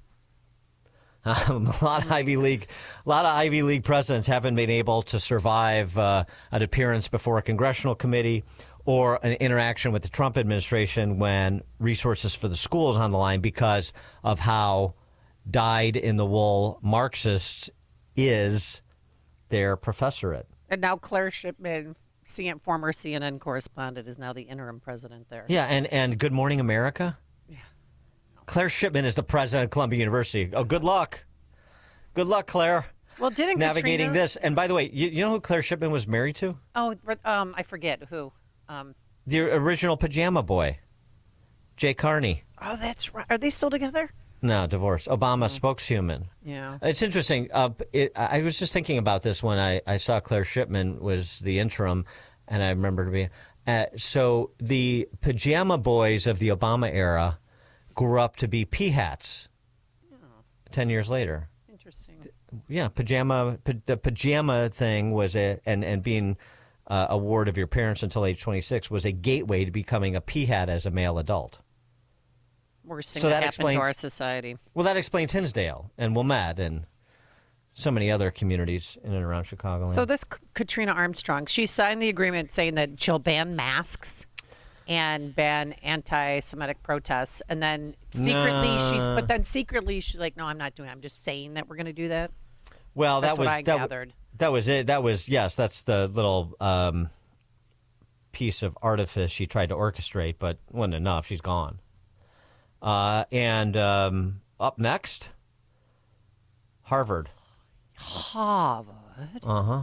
Trump administration turning its sights to Harvard, opening a review of $9 billion in federal grants and contracts as part of its investigation into how schools have handled anti-Semitism on campus. Would examine $255 million in current contracts and $8.7 billion in grants spread over multiple years. The money is spread among Harvard and its affiliates, which include Boston area hospitals. And, the problem you run into, I know people think, well, Harvard has whatever, a $60 billion endowment. Right. So this is not much to them, but it is. Because the endowments, you can't just rip money from the endowments and use it any way you want. I know money's fungible, but some of it is not liquid.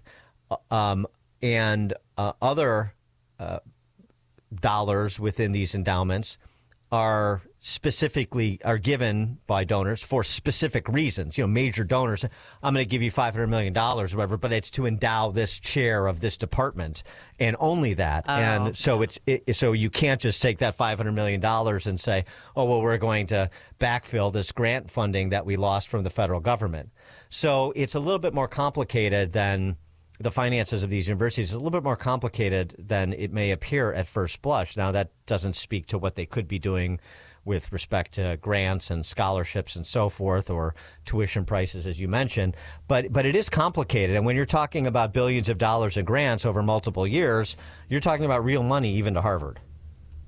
Also in the crosshairs, I'm happy to hear. Oh, and by the way, Columbia, did you see this? I mean, this is what you're producing. These Columbia graduates tearing up their diplomas. Oh, yeah, I saw that. After, in response to Katrina Armstrong allegedly caving. But that's who you're dealing with. And this is more of the neo-Jacobin dynamic where identitarian appeasers are being replaced by the real McCoys, or that's the direction of this revolt is happening. We're talking about, is this the Democrats' Tea Party moment? Well, that revolt is just replacing appeasers with authentic identitarians. It's getting less tolerant. It's getting more censorious. It is getting more vituperative. It's not, moving to the middle, quote unquote, as some suggest that the new Marxist Party do. So, good luck trying to get that move to the middle. Also, this Northwestern. Are you gonna hold a cry circle and rip up your diploma too, Dan? Yeah. Northwestern in the news, and you know what that means. That the value of your degree is going down. Correct. They're facing a congressional investigation. This time it's the law school. A congressional committee looking into Northwestern's legal clinics on the basis of a belief the law school is using tax dollars to engage in progressive left political advocacy.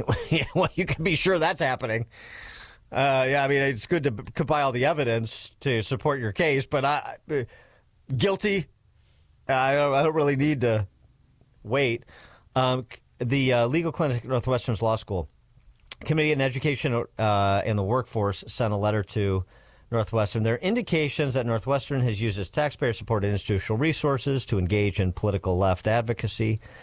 And this is after Michael Schill also disgraced himself, but somehow survived when he attempted to testify about anti-Semitism on campus last year. Embarrassing. He should have been gone. He should be gone for so many reasons. For how he handled the Patrick Fitzgerald termination, among others.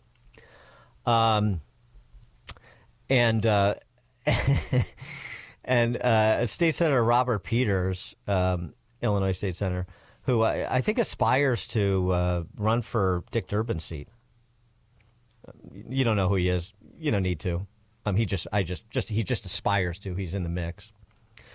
They're asking for the government asking for detailed information on a legal clinic that provides services to a lot of people who generally don't have a voice. It's clear the Trump administration and the Republican Party are testing the waters for something that will inevitably mean everybody could be under the microscope. Everybody should be under the microscope. It's taxpayer dollars, Bobby Peters. Why shouldn't they be under a microscope? What's wrong with that? The feds are also asking for the personnel file of one Sheila Beatty, who's the director of Northwestern's Community Justice and Civil Rights Clinic, which works on, quote, redressing over-policing and mass imprisonment. Gosh, I wonder if any left-wing advocacy is going on with tax dollars at the old Community Justice and Civil Rights Clinic at Northwestern. Redressing over-policing and mass imprisonment. That's the problem in places like Chicago. Over-policing. Over-policing. Mm-hmm. Mass imprisonment. What yeah, a that's joke. what's going on in big blue cities around the country. Too much policing. And too much imprisonment in Illinois, too, with the Safety Act. Too much imprisonment in New York with their bail reform law. The Civil Rights Clinic case cited in the committee's letter, one of them, a defense of a pro-Palestinian activist whom the committee leader said helped organize a blockade of O'Hare Airport. Remember that? Oh, don't remind me. Yeah. Ugh. I was out of my mind. And then police just sat there for hours and hours, and people are getting out of their taxis and their Ubers and walking down I-90 3 miles to get to the airport. And so why wouldn't a congressional committee look at that and say, you're spending tax dollars to defend somebody who engaged in illegality? Yes. And they shut down the short drive, too. And is not pro-Palestinian, pro-Hamas. Right. And, of course, anti-Semitic, of course. I mean, this is all built into the price. And so you have the pro forma statements coming from these universities and the effort to comply without complying, to walk the line between the federal funding and their mindless professorate, which is quite an indictment when you're talking about Northwestern, Columbia, Harvard, and talking about mindless professors. Yeah, well, that's a significant portion of them. And they are the most aggressive and outspoken, as we have seen. And they are the biggest apologists for all sorts of ugliness going on college campuses. And the Trump administration is pitting the left against the left. And it's fun to watch. Kevin in Austin, Texas. Dan, we were talking about is the second warning that Eisenhower gave in his federal address. It was the captive of the scientific technological elite because of all the government contracts that people would get. So I think that's one thing that a lot of people forget about. And then also, I just want to say thank you to all the people that are out there, or the people who are working polls trying to get Republicans out to vote today. They got up at 4:30 in the morning, probably ate at a diner somewhere. You've done it before. On Election Day, and then they're going to be out all day trying to chase voters down to get out to vote, no matter if it's in local elections or hopefully up in Wisconsin they do it as well. So, but yeah, that's it. Thanks for the call, Kevin. Yeah, and we'll continue to take your calls the rest of the morning. Polls are now open. Municipal races, hear from candidates or their supporters, people that you want to profile, races you want to profile. Just give us a call and we'll intersperse those calls throughout the rest of the show. Dan and Amy, Chicago's Morning Answer. Listen to podcasts of Dan and Amy from the AM 560 mobile app. Download it today at 560theanswer.com/mobile. Struggling with pain? Ken's Pain and Arthritis formula took 30 years to perfect because you deserve the best. From neuropathy and foot pain to back pain, hip pain, and tennis elbow, this life-changing formula has helped hundreds of thousands get relief. Don't wait. Get out of pain and get your life back now. Try it risk-free with our 30-day money-back guarantee. Order right now at kenspainrelief.com. That's kenspainrelief.com. Do you owe $10,000 or more in credit card debt or personal loans? With credit card debt at all-time highs, Debt Relief Advocates is urgently notifying consumers of debt relief now being made available, designed to aid consumers with out-of-control credit card debt. Those who qualify and enroll for this relief program will only have to pay back a fraction of what they owe. This is not bankruptcy or a debt consolidation loan. This is a relief program that credit card companies would rather you not know about, as it ends your debt nightmare nightmare and saves you lots of money. Consumers owing at least $10,000 in credit card debt or personal loans can now take advantage of this debt relief as the cost of living skyrockets. Debt Relief Advocates has established a relief hotline for you to call to learn what debt reduction you may qualify for, so don't wait. For this free information, call the Relief Hotline at 800-505-8709. 800-505-8709. 800-505-8709. So, what'd you call me over here to see, buddy? Well, wait till you see the new set of wheels Whoa, would you look at this garage floor? Wow, buddy, is this a new coating? Well, yeah, but... It's so smooth and shiny. It looks like a showroom in here. Wow, looks easy to keep nice and clean, too. Yeah, it is, but... Man, I've been thinking about getting a new coating. This is a sweet-looking garage floor. You happen to notice my new Corvette? Oh, huh. That's cool, too. Level 10 Coatings, Chicagoland's premier concrete coatings company. We can improve the look of your garage, basement, office, or outdoor space with customized concrete coating solutions. As Chicagoland's only certified Cimarron installer, we're setting industry standards. Level 10 Coatings uses polyurea and polyaspartic coating, which is stronger than epoxy. Turn your ugly garage floor into a showroom floor this spring. Mention Amy Jacobson to receive $500 off any new project. Visit level10coatings.com to schedule today, or call 855-510-2628. Level 10 Coatings, your premier concrete coating experts. People ask us, when's the best time to replace an old furnace? Simple. Before it breaks. At Air Ride Heating and Cooling, we know there's never a good time to be without heat, especially in Illinois. If you can't remember the last time your furnace was inspected, get some peace of mind by having Air Ride take a look. Plus, AM 560 listeners get $56 off any service. Visit Air Ride Heating and Cooling today at air-rite.com. That's AIR-RITE.com. Air Ride Heating and Cooling, doing it right since 1959. This is Carol Platt Liebau for townhall.com. There's a realignment in American politics. That's great news. Republicans are welcoming new people into their party, as last year's presidential elections showed. But even the best developments have their downsides. We're seeing one of them now in this week's special election congressional race in Florida and the Supreme Court election in Wisconsin. The Florida race is closer than it should be, and the Wisconsin contest is a nail-biter. Republicans once had the edge in off-year elections, but with the new voter alignment President Trump has spearheaded, that's no longer the case. The Democratic Party is not the party of low-propensity voters, that is, the people who tend to vote in presidential years, but less so in off years. Now that's the Republican Party. If the GOP intends to succeed, it must find a way to mobilize its new voters in every election. Conservatives in Wisconsin and Florida need to get out the vote. I'm Carol Platt Liebau. AM 560, The Answer. Top of the morning, Dan and Amy. I've been meaning to get to this for a few days now. It's an important contribution to the understanding of the difference between being a member at a private golf club and just being relegated to muni golf status. So, I mean, it's sort of a difference between me and Amy. Okay. You're a muni, right? I'm a who? You're a muni. Sure. Like being a public. Yes. I was a private, you were a public. I'm a private, you're a muni.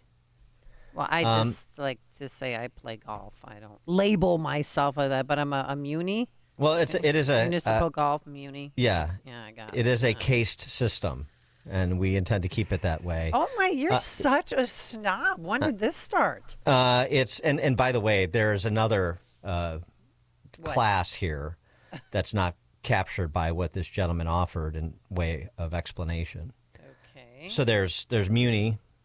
The next rung up is country club. Then the pinnacle, golf club. Big difference between country club and golf club. And I don't want that distinction to be lost. But let's just get to the basics first. I've been a member at a private country club for about 8 months now. You guys have a better chair than this? What was I saying? Right. I've been a member at a private country club for about 8 months now, and life is good. Does it feel different? Yeah, you could say that. I get out of bed with a little more pep in my step. I don't have to pretend to be better than people anymore, because I am. Do you feel like you're losing touch with your muni side? Yeah, but is that such a bad thing?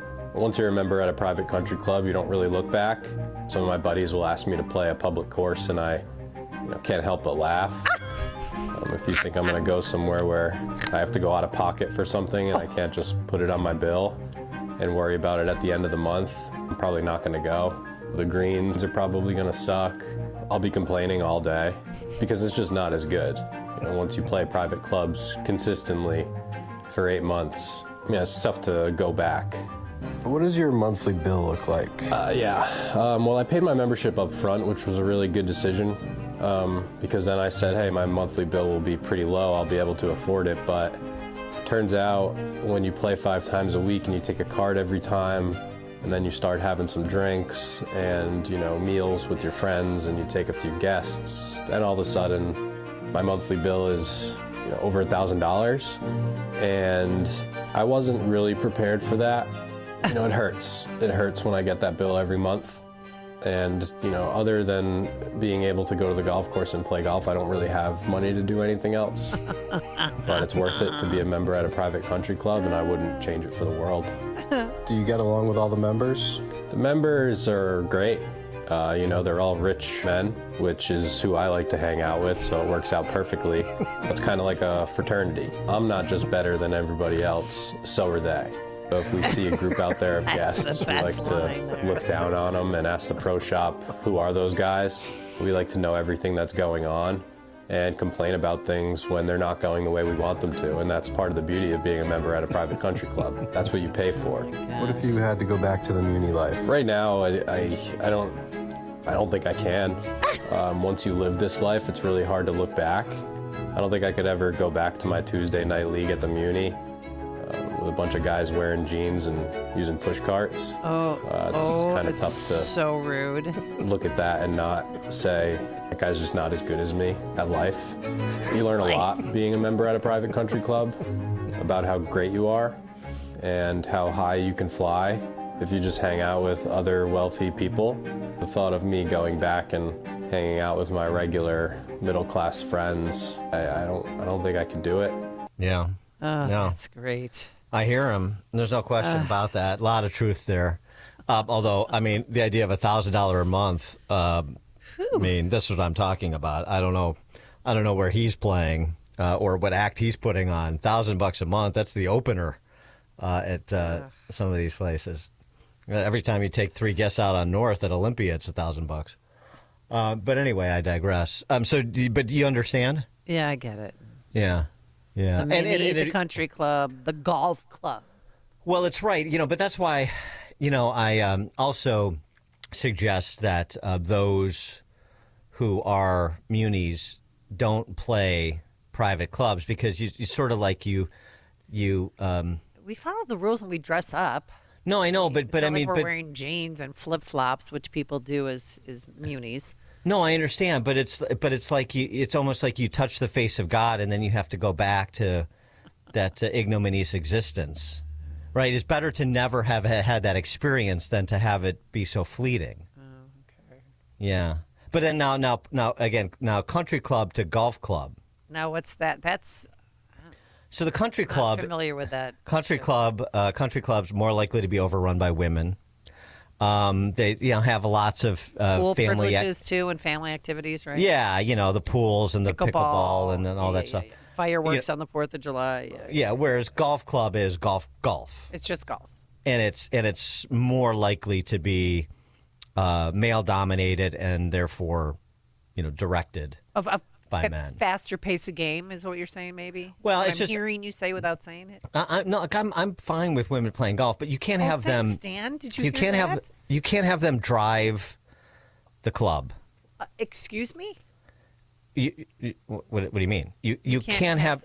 You cannot have them drive the club culture. Oh, I see what you're saying. Yeah, it's small doses is all I'm saying. And we will be announcing our annual golf tournament details soon, by the way. Yeah. And you could golf with Dan, or you could golf with me.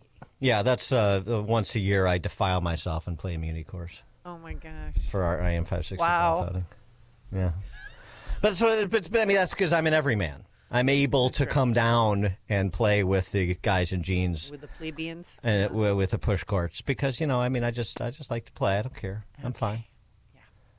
Still have that common touch, even though I'm a golf club guy. Coming up on Chicago's Morning Answer. 7:37, the economic data on Illinois is in. We'll start there with Ted Dabrowski, WirePoints, wirepoints.org, all things Illinois policy related. And it's election day, so call us if you're having any problems at the polling places. But now let's head into the newsroom. Here's Nikki Whaley. Good morning. It's 34 degrees in Chicago in the AM 560. The Answer Newsroom. I'm Nikki Whaley. Senator Cory Booker has been speaking on the Senate floor for hours now in protest of the Trump administration. The New Jersey Democrat started his marathon speech at 7 o'clock last night Eastern Time and went through the night, and he says he'll go as long as he's physically able. Silence at this moment of national crisis would be a betrayal of some of the greatest heroes of our nation. He's protesting the president's tariffs. He's also protesting the dismantling of the Department of Education and other policies. The speech means staff, police, and others are working the Senate chamber and also have worked through the night. The Chicago Teachers Union bargaining team is moving forward with a tentative contract agreement with the Chicago Public Schools. The union approved the agreement, capping off months of contentious negotiations. The proposed 4-year contract also includes an overall pay raise of at least 16% for all teachers. The deal still needs the approval of CTU's House of Delegates and the Chicago Board of Education. News is a service of Goldilocks, offering Chicagoland state-of-the-art smart security systems to protect your home or business. AM 560 listeners receive 3 months of monitoring free with new installs. Get peace of mind by calling Goldilocks at 708-889-5600. That's 708-889-5600. A check of the roads coming up in 2 minutes on AM 560 The Answer. Nothing happened. The attack was totally successful. Was it a screw-up by Trump's team? A lot of journalists in this city who have made big names for themselves, making up lies about this president. Or is this just more fake news? Because of that Afghanistan withdrawal, we have damaged our credibility. How big is this scandal? He was texting war plans. Nobody was texting war plans. Whether it's formally classified or not, it is very sensitive. Make your opinion heard. He's a very good man, and he will continue to do a good job. On AM 560, The Answer.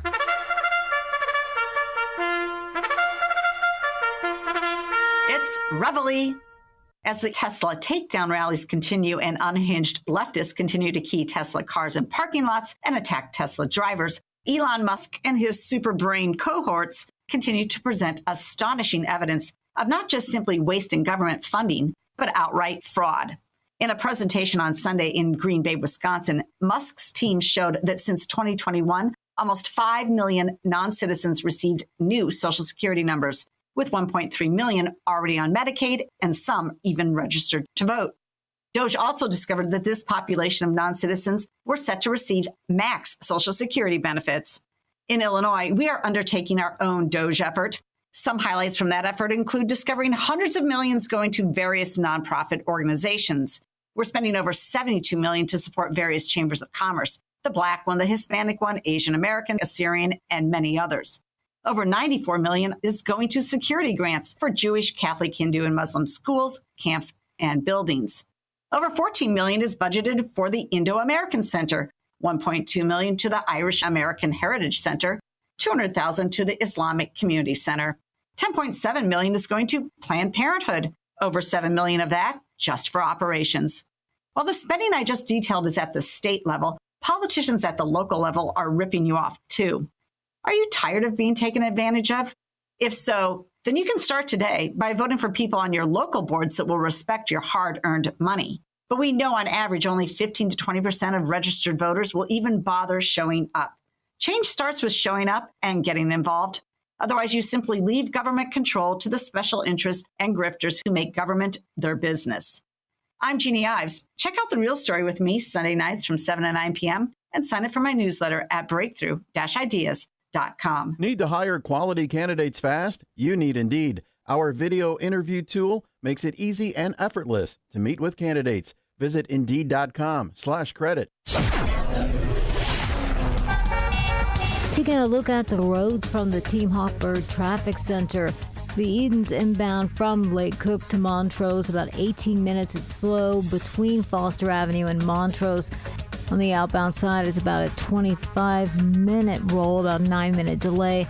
On the Kennedy inbound from Montrose to the Burn interchange, about 25 minutes, 17-minute delay. It's going to be slow between Montrose and California Avenue. Now, on the Kennedy outbound, it's going to be about 42 minutes, about a 33-minute delay.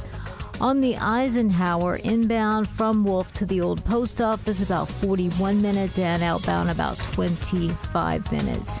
This report is sponsored by Discover. Guess what? Discover is accepted at 99% of places that take credit cards nationwide. You heard right, 99%. And if you don't think so, maybe it's time to face facts. You're stuck in the past. Based on the February 2024 Nielsen report. Learn more at discover.com/credit card. Chicago's Morning Answer continues next, but now check your forecast from the National Weather Service. Sunshine and clouds, a shower in spots late this afternoon, high today 45. Cloudy tonight, rain, thunderstorm, low 41. Clouds, windy day tomorrow, more humid, shower and a gusty thunderstorm. That can bring some damaging wind, even an isolated tornado, high 69. I'm Steve Williams on AM 560, The Answer. Get the latest weather, traffic, and news updates online at 560theanswer.com. Now, from the Signature Bank Studios. Insert Democrat socialist here. Runs the Democratic household for 30 plus years running. He's promising this and he's stealing that. Where can you get that kind of money? He's using your house like his own piggy bank. You ought to know by now. You can pay off your house here in Illinois, but you can never keep up with the taxes. Oh, how it's always been the plan to have a taxpayer pay, no doubt. Not a matter of if anymore, but when. You're moving out. I said, when you're moving out. Top of the morning, Dan and Amy. By the way, just per the song and the invocation of the House floor, the current Speaker of the House, Chris Welch, when did he stop eating his ex-girlfriend, was apparently walking for local candidates in Wheaton, my hometown, I hear. Oh, really? Just like Brandon Johnson traveled south to St. Louis to help out that mayor. If that guy so much as jaywalks in Wheaton, somebody should call the police. That scumbag. Disgrace. A reminder that just when you think it can't get worse than Madigan and Cullerton, as predicted here, it will get worse, and it did. And it continues to. And that's a perfect segue for Ted Dabrowski to enter stage right. President of WirePoints, wirepoints.org, all things Illinois policy related. Fresh 2024 data on Illinois' economy must be doing gangbusters because Jelly Belly says so. He just left on a big trade mission to Mexico, making Illinois an international hub of commerce, I'm sure. Ted? Well, yeah, that's the message he likes to send out, that, we've got $1 trillion GDP and he's growing it, and we're growing gangbusters. But, the reality is that this fresh data came out for the Bureau of Economic Analysis and Bureau of Labor Statistics, and it just puts us right at the bottom of the country. And, there's the bad news is that, in terms of creating wage growth, in terms of creating jobs, we suck. We're sucking wind. The good news is that our neighbors are doing really well, and it tells us what we could do if we had better leadership. The potential, we're looking at it when we look at all the 50 states and see how well our neighbors are doing. We know we could do as well or better than they did under proper leadership. Guys, we don't just because we suck. Yeah, I'm sorry for interrupting, but it's called the Memorandum of Understanding, between Mexico and Illinois. That's why he's down there. I don't know if you've heard about that. Well, MOU MOU of that indicates what? What's the understanding? That there's an economic cooperation and opportunities between the state of Illinois and Mexico. Well, that's just mindless, abstract bull jive. It's stupid. Something else too. FYI, it's not just looking at the macro numbers. in terms of economic performance, which pretty anemic, 1.2% GDP growth in 2024, which is a fraction of our Midwestern neighbors, as you mentioned, but also hourly earnings for actual workers. Yeah, I mean, that's the bottom line right there, right? You're talking about whether Illinois can prosper here or not, and we had 1.3% growth looking at the average of 2024 versus the average of 2023, 1.3% growth, and you had a place like Kentucky 3% growth, or Indiana 2.6% growth. So, right, you're right. Or how about Wisconsin? Wisconsin 6.4%. 6.4. Yeah, I mean these are basically 5x Illinois' wage growth. And we've seen this. This is the same stuff for the last 6 years under Pritzker. It's been, and we've always been pretty bad in Illinois. The problem with Pritzker is that he goes around and cheerleads how great things are, when I would argue that things are actually worse on a trend line under him. The only difference is that he got the billions in bailout from COVID, and the other governors before him didn't. Consistent with that, and the lack of a functioning opposition party, so that the counter narrative is explained. In other words, the counter narrative being a synonym for the truth. February unemployment rate 4.8%. The nation's fifth worst. So again, say, well, the whole thing, everybody's struggling and this and that. Well, some people are struggling, but Illinois consistently struggles worse than most of the rest of the nation, according to just about every quality of life and economic stability indicator you can measure. And so it might lead the thinking person to conclude there's something particular going on in Illinois that isn't going on, certainly to the same extent, negative thing, going on to the same extent in states named Indiana and Wisconsin and Iowa. Yeah, I mean, they just run totally differently. I mean, they don't. I think, for me, one of the biggest things that has been destructive is the whole woke agenda, and I don't mean just the cultural part, but the way they run budgets now, and which is of course the cultural part. But everything is seen through a lens of equity and racial, and it got away from being competitive, being good, being excellent. MEI, that the whole merit, excellence, and intelligence. So that's a big part of the flip. And then, of course, just the size of government is just massive here. The whole Doge concept is, can't even be spoken in Illinois. It can't exist under this current leadership because they'll never touch, cost cutting and doing things better, making more things efficient. So we have to wait for that until we get change. You were, Johnny, on the spot to a discussion we had earlier in the program, talking about the mob actions in the city of Chicago over the weekend, 15-year-old charged with shooting a tourist in Streeterville, and the conversations we also don't have, called cultural conversations, that don't have with the frequency and depth that are required, and that's the disintegrating nuclear family and the impact that has on lawlessness and disorder in places like Chicago, but not limited to Chicago. And some of the data you have on Unwed births in Illinois is pretty jarring, I think people will find. Can you share some of that with us?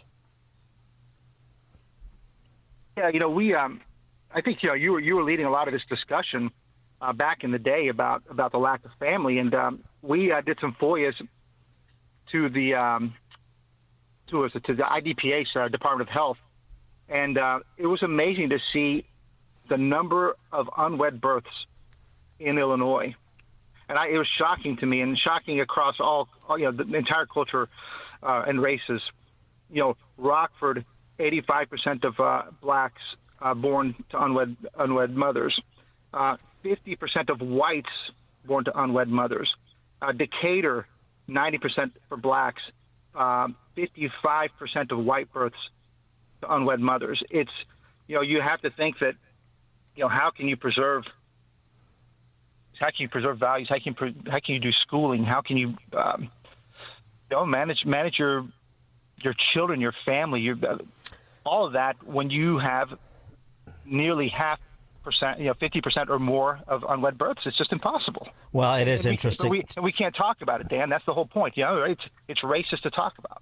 Yeah, well, but it's racist, even though we're talking about white, black, Asian, and Hispanic, where you've got them broken down. I mean, it's across race. It's a problem. And the other thing that's interesting about this data, and I'll tweet it out, is if you look at the communities with the correlation, the communities that have the highest incidence of unwed births, they're communities that once you hear the names, you'll say, well, they've got a law and order problem.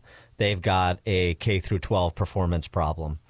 I mean, the whole state does, but the problems there are more acute. For example, let me tell you, more than 60% of births total, white, black, Asian, Hispanic, 60% of births unwed,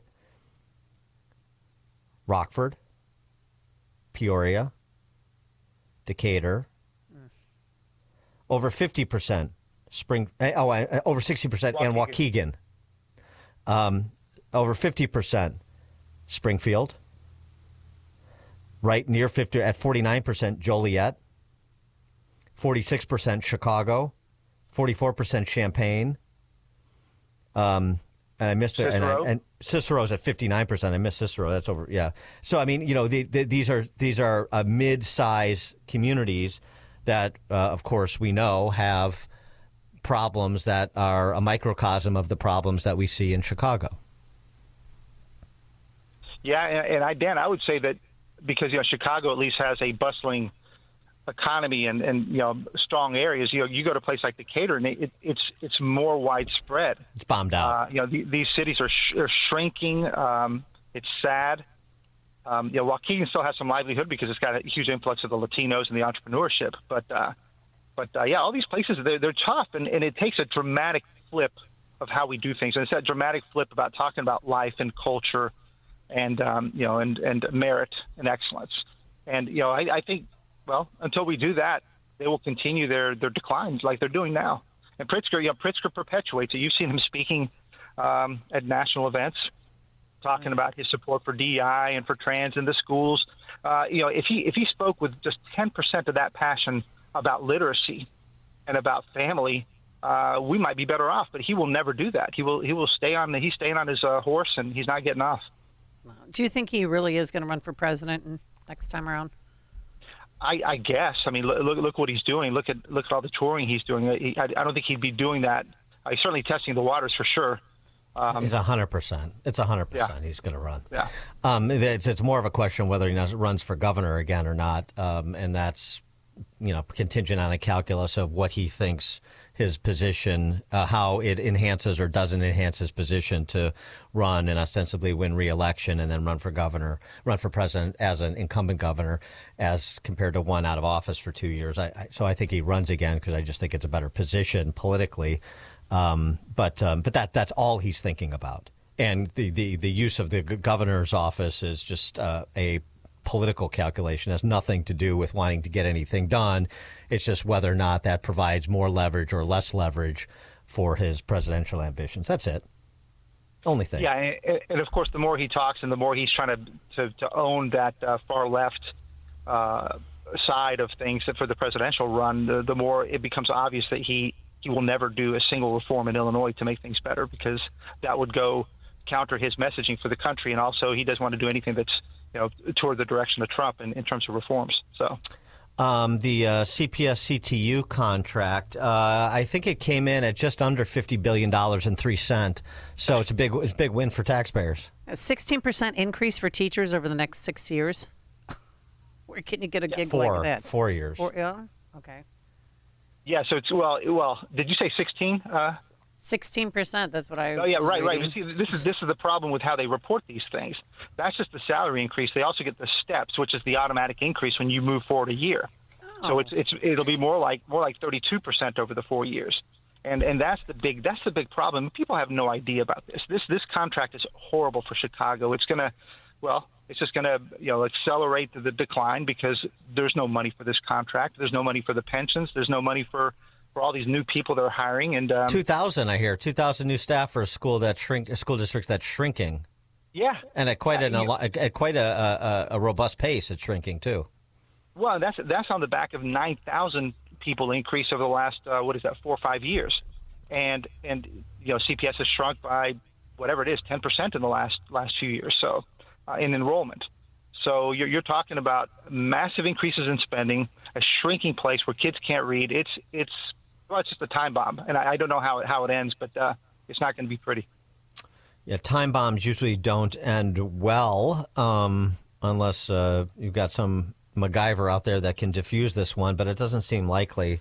It's just a matter of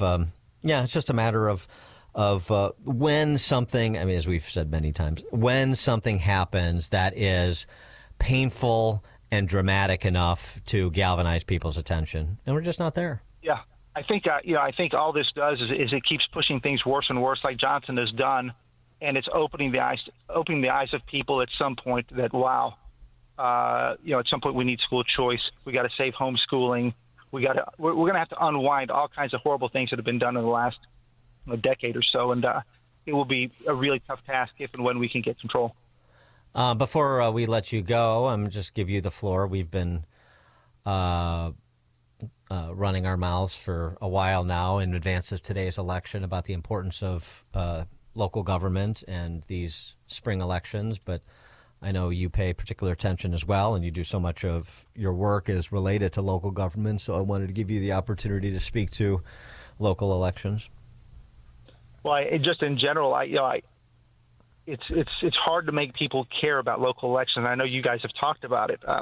My previous life before I came back to Illinois, I was working at Citibank and overseas, and everything I did was international. It was all geopolitics and all those things that are exciting and in the news. And I didn't give a damn about local politics. But once I came back here, I realized, my gosh, there's so much that happens at the federal level, but look at all the stuff that's happening with your school and your taxes, your community, your home values. It's all much of it is local. It's not a huge amount of it's local. So I know it's election day today, and maybe it's a little too late to care about this election if you haven't cared. But man, if you don't start connecting the dots between what happens locally and at the state level, if you can't connect the dots between that and your home values, your kids' education, all that, then you're in a bit of trouble. Yeah, you would think paying the highest combined state and local tax burden in the country would shake some people out of their doldrums, but we'll see. Ted Dabrowski, President WirePoints, wirepoints.org, all things Illinois policy related. Thanks, Ted. Thank you, Dan. Thank you, Amy. Thank you. And he joined us on our turnkey.pro answer line. There's only one radio show in Chicago talking about today's biggest stories and telling you what they really mean. That show is this one, Chicago's Morning Answer on AM 560, The Answer. Enjoy uninterrupted programming from Dan Proft and Amy Jacobson around the clock, all day, every day, including daily replays of Chicago's Morning Answer on Dan and Amy 24/7. Listen now at danandamy247.com. Living with chronic joint pain is like trying to get comfortable on a cactus sofa. Ouch! Nothing feels good. And forget trying to do the things you enjoy this spring, like golfing, hiking, tennis. Hi, Amy Jacobson here, and I want you to know something. Dr. Ashley Caravelli and the medical pros at QC Kinetics here in Chicago are on the case. I spoke to my friend in Utah who had regenerative medicine with QC Kinetics, and now she does not need that right hip replacement. Seriously, listen up. If you have joint pain in your knees, hips, shoulders, back, with QC Kinetics, the science is solid. They give you back your life without surgery, without drugs, and without any downtime. If you're curious if you're a candidate for these treatments, no problem. The consultation is free with appointments on Saturdays. Now's the best time to get started. Call QC Kinetics at 312-809-5955. That's 312-809-5955. 312-809-5955. QC Kinetics.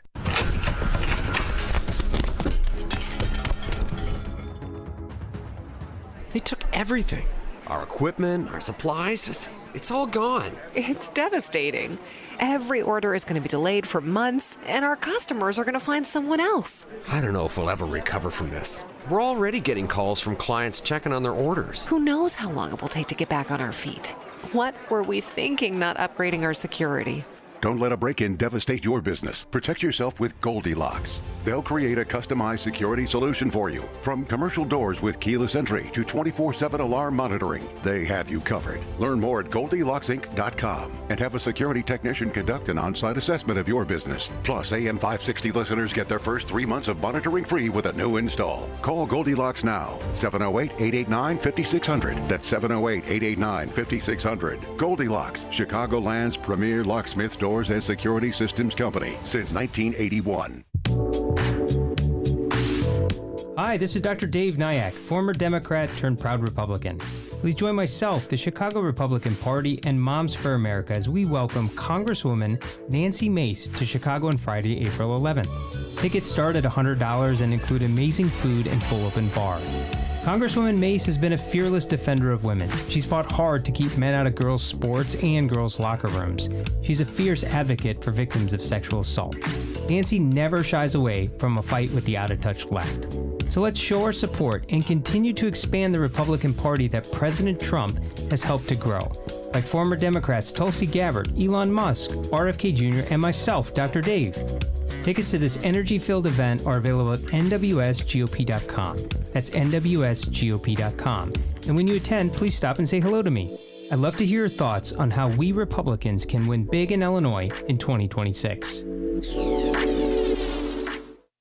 Gain insight into building strong marriages and raising godly children with Focus on the Family with Jim Daly each weekday at 11:30 a.m. on our sister station, AM 1160. Hope for your life. But one of the things that we underestimated in the furniture industry is decorating around our furniture in our showrooms. Ben and Arvid from Penny Mustard Furnishings. Our accessorizing was terrible. And we were just too cheap to spend money on that, and we didn't know what to spend it on when we did. But today, you walk into our rooms, wow. Not because of us. That's because of Emily and her team and other team members we've had throughout the years. But I'm proud now to go in our showrooms and see where we were and where we are now as far as making them look really good. PennyMustard.com. I still can't decorate. AM 560, The Answer. Coming up on Chicago's Morning Answer. Do we have a Kermit Gosnell in Chicago? We'll talk to Chicago injury attorney Richard Craig about a disturbing case involving a Chicago abortionist at 8:08. Sunshine now, clouds by this afternoon. It's 8 a.m. They're still working out who to charge and how much. I'm Dave Anthony, Fox News. In the hours before what President Trump calls Liberation Day tomorrow. In a sense, it's a rebirth of a country because how we could have afforded to do what we did, we helped everybody, and they don't help us. He's going to impose reciprocal tariffs on more imports on countries that charge for American exports. There are still some key details that we don't know, including how many countries will be affected, what type of tariffs will be imposed. Will it be a universal tariff or individual tariff rates for each country? The president is also betting tariffs will eventually pay off for the American worker because they say companies will be incentivized to build their products in the U.S. That's Fox's Madeline Rivera. But on Wall Street, stock futures are falling again before April's trading after a big March sell-off on worry about tariffs leading to inflation. The Nasdaq went down 8%. They don't want to see. Now, when it comes to the Senate, Democrats continue their resistance. Last night and all this morning, Cory Booker, a Democrat, on the floor talking, railing against the Trump agenda. I ask everybody to understand this is not a normal moment in America.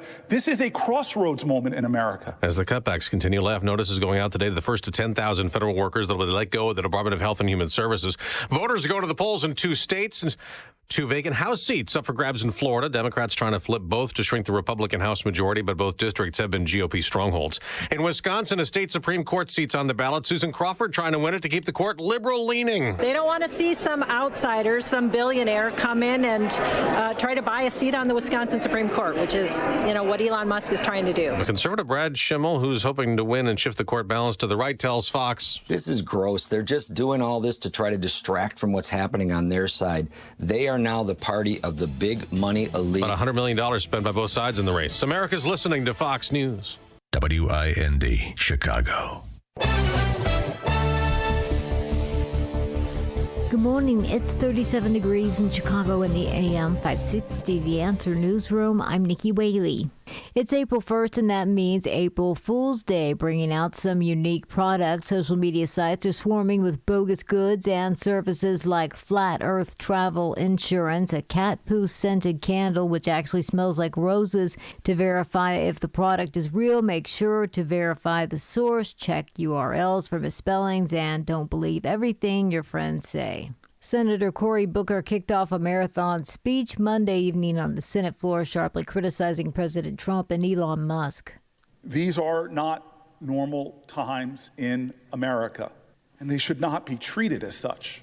The New Jersey Democrat repeatedly attacked what he called the Trump administration's reckless actions and warned that the nation is in crisis. He insisted the president has inflicted harm after harm on Americans' safety, financial stability, and the foundation of our democracy and any sense of common decency. Police continue to investigate after a 15-year-old was shot after hundreds of teens congregated in Chicago's Streeterville neighborhood. Second Ward Alderman Brian Hopkins says the chaos that occurred Friday night lasted about 3 hours. He added the teens were blocking traffic, jumping on cars, stealing from stores, and using tasers on one another. It's consolidated municipal election day in Illinois. Polling places are open from 6 a.m. until 7 p.m. In the Chicago area, there are races for mayor in Aurora, Dalton, Evanston, and Waukegan. Voters will decide who will be the village president and Orland Park and Plainfield. News is a service of Fox Valley Coins. This is a great time to bring in your scrap gold, jewelry, and sterling flatware. Cash or check offered on the spot. FoxValleyCoins.com. A check of the roads coming up in 2 minutes, but now time for the Signature Bank Business Beat.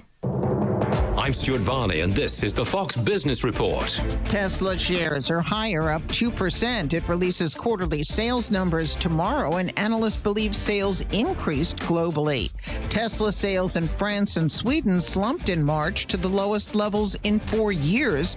Tesla has been seeing pushback in Europe against CEO Elon Musk. However, the car maker has other challenges in Europe, where it has a smaller, aging lineup and is facing competition from newer, cheaper electric cars made by Chinese automakers. One of those competitors is now dealing with serious concerns about its advanced driver assistance system. Xiaomi shares are slumping following a fatal accident that killed 3 people in China. Stock futures are lower as investors wait for specifics on tariffs.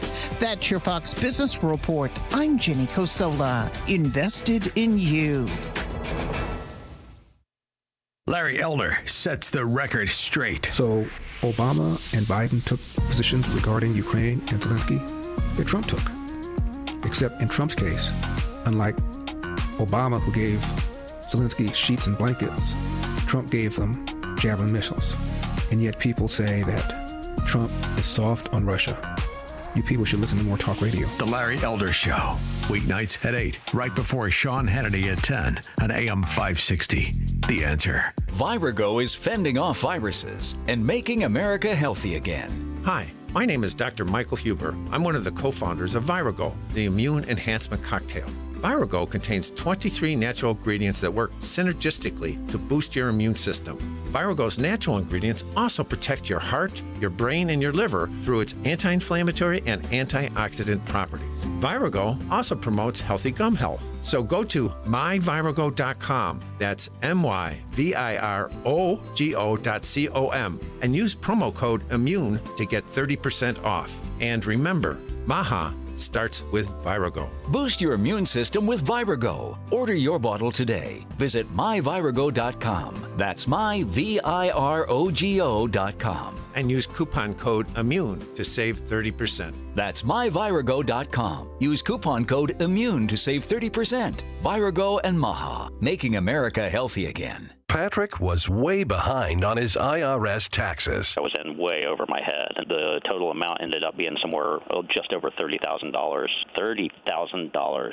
Then the IRS came to collect. Started getting letter after letter. A lien had been filed against me. They were going to basically hang me completely out to dry. He had to do something. That's when I reached out to Optima Tax Relief. Patrick's life quickly got a lot easier. It was very easy. Pretty much hands off, They picked up the ball and ran with it. And how'd it go? I couldn't believe it. I had to ask like 2 or 3 times. I saved an incredible amount of money. How does Patrick feel about Optima? Couldn't be happier. They definitely helped me. Optima Tax Relief, the best place to call. They're the best in the business. Do what Patrick did and call Optima Tax Relief for a free consultation. Call 800-965-1433. 800-965-1433. 800-965-1433. Optima Tax Relief. Testimonial from an actual client. Some restrictions apply. For complete details, please visit OptimaTaxRelief.com. If you're living with dry age-related macular degeneration or dry AMD, you may be at risk for developing geographic atrophy or GA. GA can be unpredictable and progress rapidly, leading to irreversible vision loss. Now there's something you can do to slow it down and get it going slower. Izervay is proven to slow GA progression. Izervay gets GA going slower. Izervay or avacincaptad pagel is a prescription eye injection used to treat GA. Don't take it if you have an infection or active swelling in or around your eye. Izervay can cause eye infection, retinal detachment, or increased risk of wet AMD. Izervay may temporarily increase eye pressure. Your vision may be impaired after an eye injection or exam. Don't delay. Ask your doctor about Izervay today. Izervay gets GA going slower. Visit Izervay.com. That's IZERVAY.com. This is Carol Platt Liebau for townhall.com. There's a realignment in American politics. That's great news. Republicans are welcoming new people into their party, as last year's presidential elections showed. But even the best developments have their downsides. We're seeing one of them now in this week's special election congressional race in Florida and the Supreme Court election in Wisconsin. The Florida race is closer than it should be, and the Wisconsin contest is a nail-biter. Republicans once had the edge in off-year elections, but with the new voter alignment President Trump has spearheaded, that's no longer the case. The Democratic Party is not the party of low-propensity voters, that is, the people who tend to vote in presidential years, but less so in off years. Now that's the Republican Party. If the GOP intends to succeed, it must find a way to mobilize its new voters in every election. Conservatives in Wisconsin and Florida need to get out the vote. I'm Carol Platt Liebau.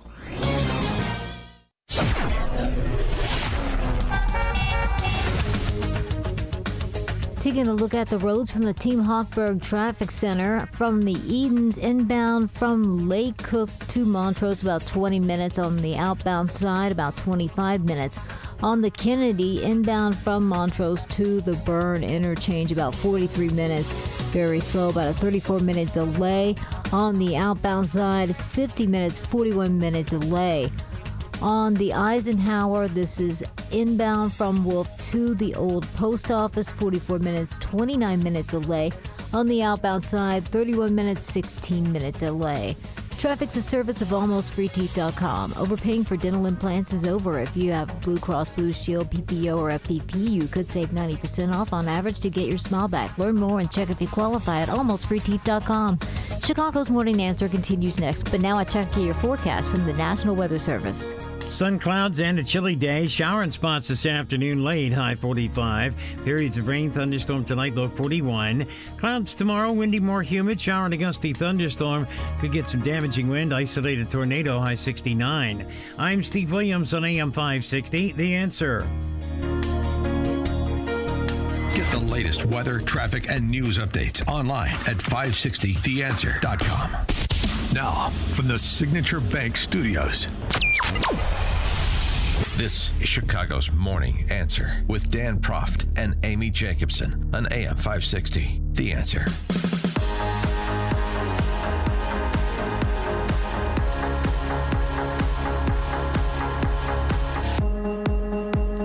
Top of the morning, Dan and Amy. Well, Jelly Belly wants Illinois to be the abortion capital of America. Welcomes abortion tourism. Ghastly business.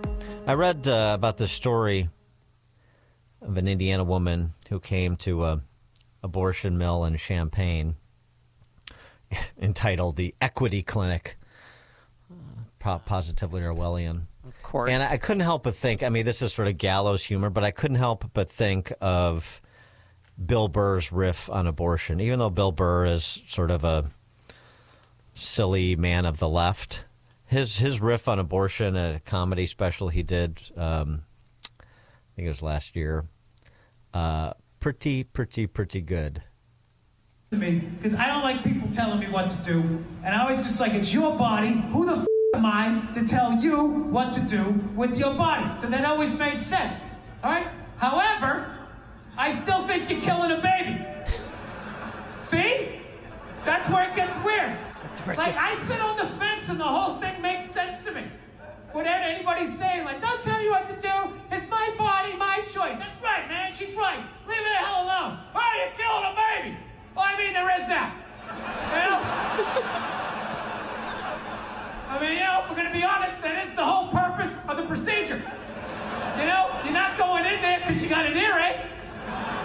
You're going in there because you're like, I got a baby in me. Get the out of here.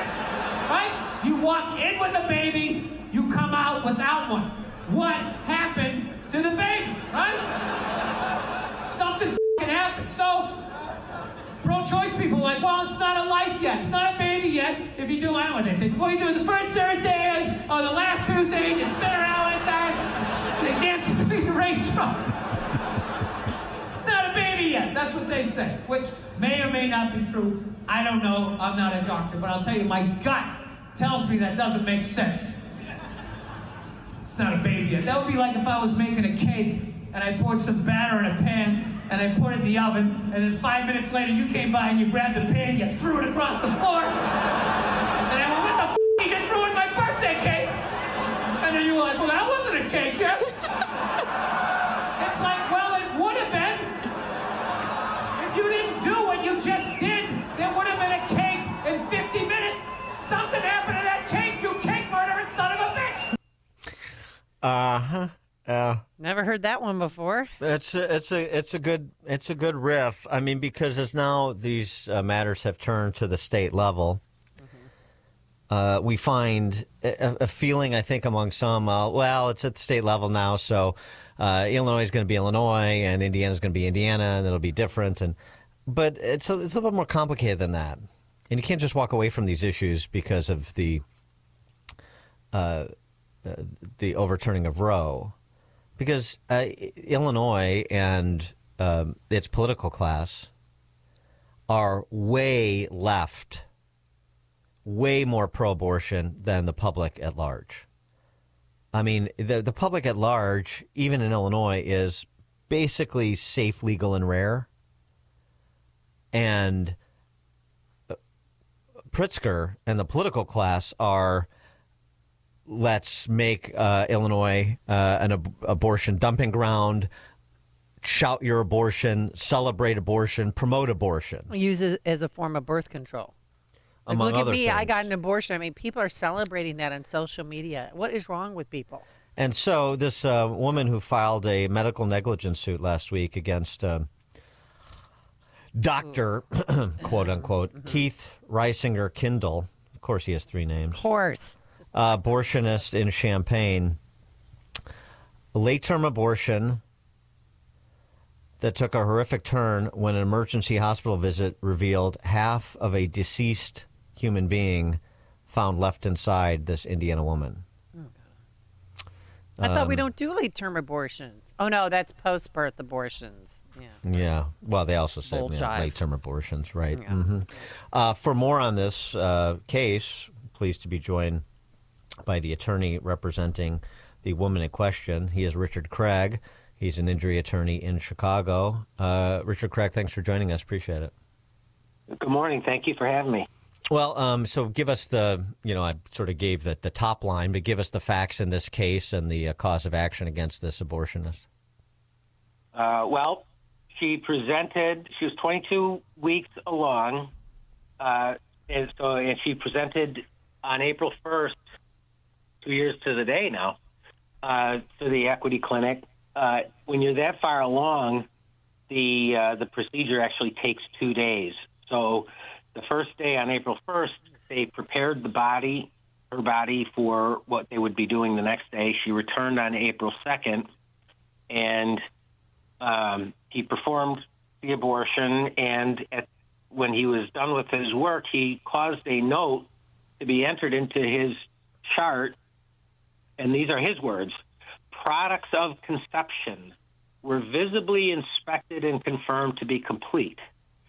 And basically what he's saying is I took an inventory, which you have to do when the baby is that far along, and to make sure that everything has been removed. Well, it's clear that he didn't actually inspect to make sure that everything was removed, because everything wasn't. In fact, there was, when she presented to the emergency room, they described it as half a preborn deceased human being. There's films. It looks more like 2/3. Yes. But there's no way that you could miss this if you had actually done what he said that he did. And so, I mean, does that indicate something about that clinic generally, or this abortionist at that clinic? I mean, does this require further investigation? Does this speak to perhaps the lack of the lack of licensing and inspection related to abortion facilities in this state? What are sort of the larger issues at play here in your view? Well, those are all good questions. I think, the one that I can answer the best is I think that this speaks of a tremendous callousness on the part of this doctor towards this human being. I mean, this is... towards both human beings, really. Well, towards both human beings, for sure. But, I mean, the simple step of making sure, taking the inventory properly, and he just apparently decided to forego it. And then, she called because she had problems afterwards. She was calling the clinic, and the staff would tell her, "Oh, take a laxative, take ibuprofen, give yourself an enema." Finally, she presented to the emergency room, where they discovered what he had, or more accurately, what he had not done. And then she called him and asked, among other things, she asked, was it a boy or was it a girl? And his response, I mean, of course he doesn't know at that point, and that information is forever lost. But instead of just leveling with her and saying, I didn't look at the time and I can't tell, treating her like an adult, he said, I don't know. I'll go back and check and I'll tell you what I find, if anything. It was a response to get her off the phone. And I think that from start to finish, it just speaks of just a tremendous callousness towards his patient. And the other questions, I think they're very good ones, and I think that they would be good to look into. Is this an aberration or is this occurring? Mm-hmm. Well, and what's the condition of the woman? I mean, and how dangerous was that situation in terms of potential complications had she not gone to the emergency room and made this discovery?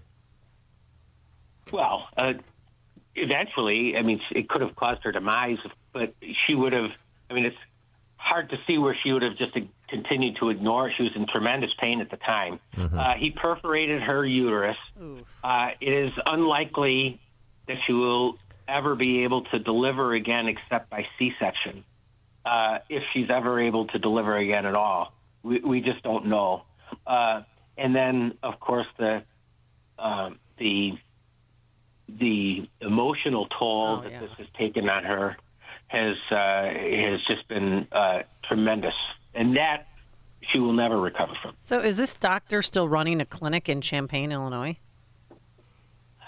My understanding is that he was running the clinic through the day that we filed, which was just about 10 days ago.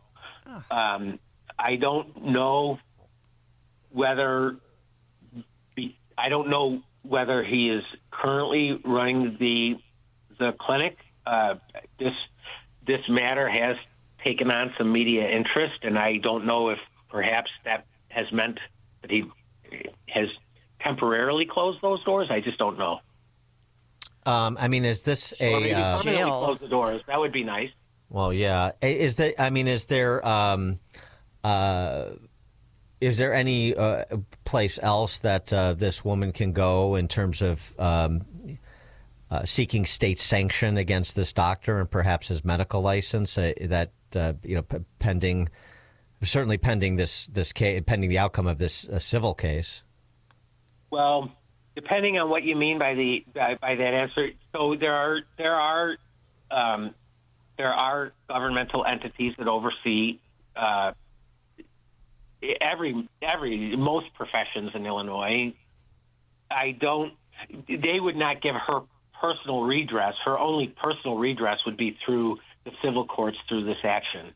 But if she were to be interested, for instance, in having his licensure investigated or whatever, there are governmental entities that could do that. I will say that I don't know how interested Illinois. I don't think Illinois has proven itself to be all that interested in regulating this area. It's pretty much the Wild West in this area, and it's pretty much been Illinois will take all comers, and with the most relaxed regulations in the neighboring states, and so you have people like my client who lives in Indiana crossing the border into Illinois. Well, this Dr. Kindle, I mean, where does he live, and is he a professor or something I read, and then he drives into Illinois to perform abortions on the weekends or his days off? Is that true? My understanding was that the Equity Clinic was open in Champaign, which is the town where our flagship college is in the state of Illinois, to perform these abortions on the weekends, and that he was driving in from out of state. I believe it was Ohio, but I don't know that for sure. I also believe that he was a professor or some position like that with an Ohio university, maybe Wayne State. I'm not sure, but I haven't looked into that, his background in that regard, all that much. And where is the? You said you just filed 10 days ago, so we're just at the outset of this case. That's correct. We filed on March 28th, March 21st, and so the first step is we have to serve the defendants. So we named both Kindle and Equity Clinic as defendants, so they need to be served by the sheriff with this complaint. That takes up to 30 days, and then they have 30 days to respond to the complaint. So after you file an action, there's kind of some downtime before there's really any movement in any regard. Well, we'll be following this case as it winds its way either to a settlement or a jury verdict. Richard Craig, Chicago injury attorney in this botched late-term abortion suit out of Champaign, Illinois. Richard Craig, thanks for joining us. Appreciate it. Thank you for having me. And he joined us on our turnkey.pro answer line. This is the morning show more Chicago radio listeners are choosing. This is Chicago's Morning Answer on AM 560. The Answer.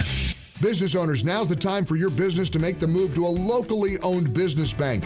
Hi, Mike Gallagher here to let you know that you don't have to look far. Signature Bank was founded in Chicago with a simple mission to help companies like yours grow, succeed, and thrive. Their decisions are made locally by a terrific team that knows your name, cares about your business, and invests in your success. That's why Signature Bank is my bank. I'm a customer. As business owners, they knew that local family-owned businesses were not getting the help they needed or deserved.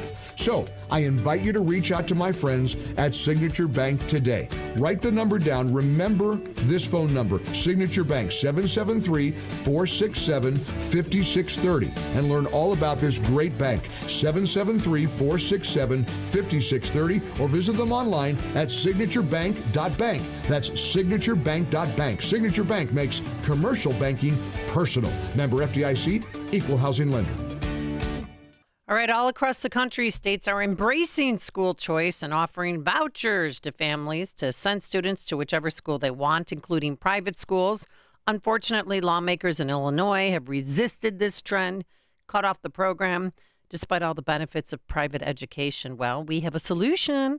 If you want to send your child or grandchild to a private school, it's called ChicagolandSchoolVouchers.com. It's simple.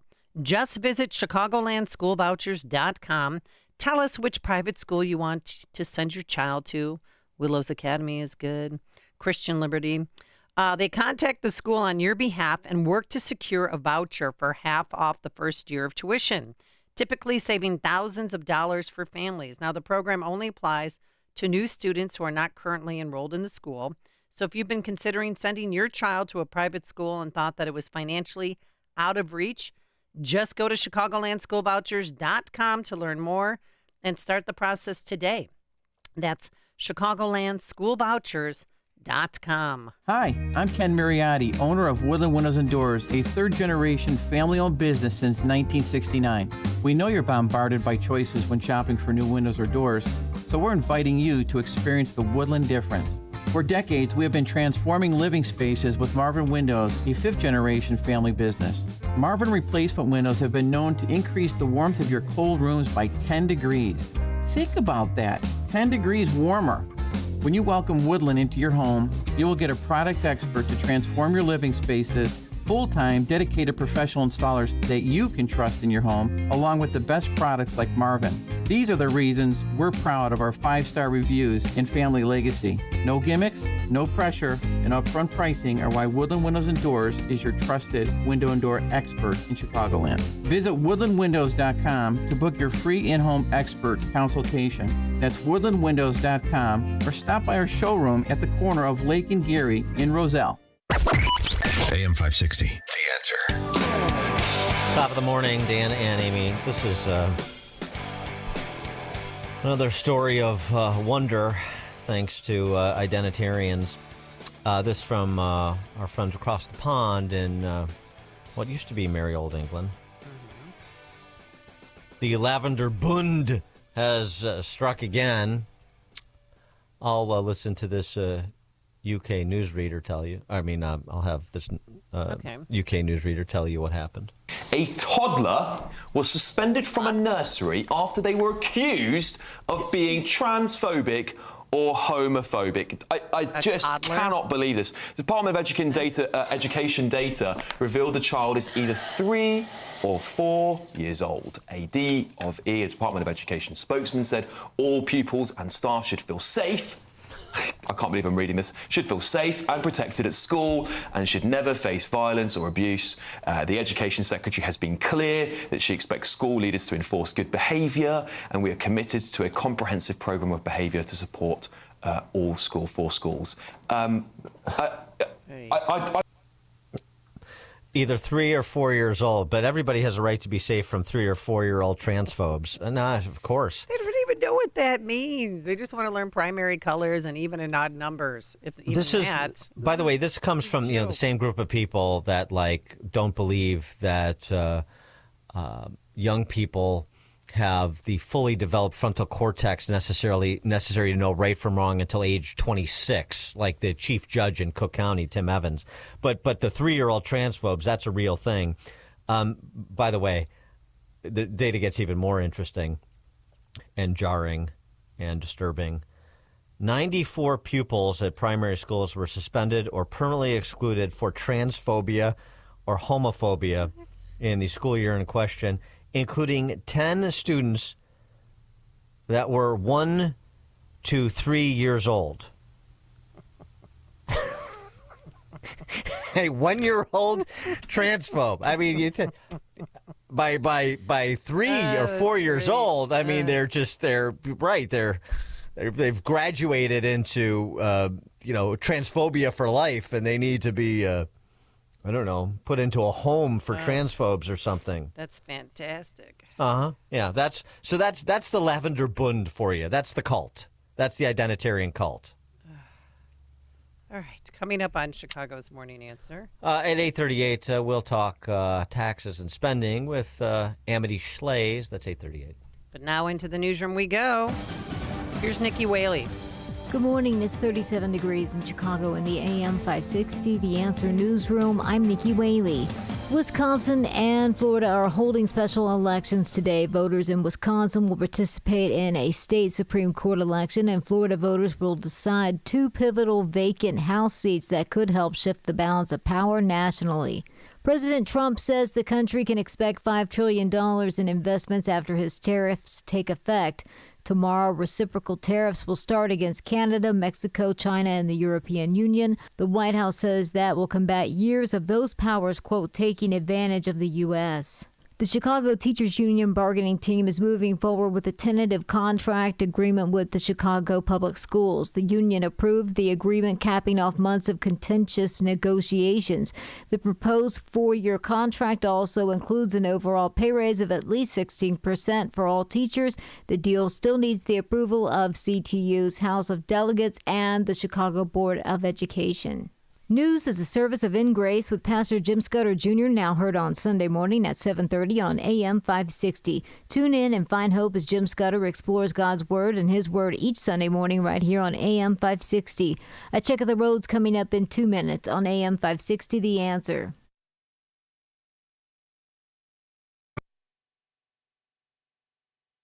Nothing happened. The attack was totally successful. Was it a screw-up by Trump's team? A lot of journalists in this city who have made big names for themselves, making up lies about this president. Or is this just more fake news? Because of that Afghanistan withdrawal, we have damaged our credibility. How big is this scandal? He was texting war plans. Nobody was texting war plans. Whether it's formally classified or not, it is very sensitive. Make your opinion heard. He's a very good man, and he will continue to do a good job. On AM 560, The Answer. Hey, Amy Jacobson here, and oh my God, I was speechless when I saw my new garage floor. Level 10 Coatings did such an amazing job, and now my garage floor shines. Level 10 Coatings specializes in expert garage floor coatings for both residential and commercial spaces. Their floors are durable, easy to maintain, and best of all, done in just 1 day. Hey, if you've been thinking about upgrading your garage floor with that shiny new showroom look, please call my good friends at Level 10 Coatings at 855-510-2628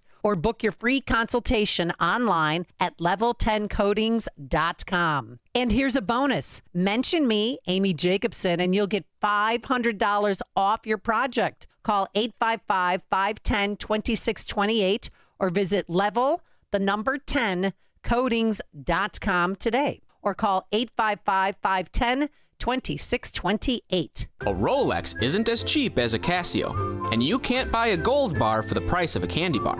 But while they last, you can buy high-end Beautyrest Black and Sealy Posturepedic mattresses for nowhere near high-end prices. Hasseless Mattress is clearing out a handful of premium floor models. These are the best of the best, and now you can get them for way less. Like a Beautyrest Black LX Hybrid was $3,599, but now it's just $971. Or a Sealy Posturepedic Golden Acres Pillow Top was $1,093, but the floor model is just $546. Visit any employee-free, hassleless showroom and test your favorite floor model without salespeople breathing down your neck. You won't find these mattresses priced this low anywhere else. It's like buying a Lamborghini for $10,000 just because it sat on the showroom floor. Only a few floor models are available at each Hasseless mattress location, and when they're gone for good. Find your employee-free Chicagoland showroom at Hasseless.com.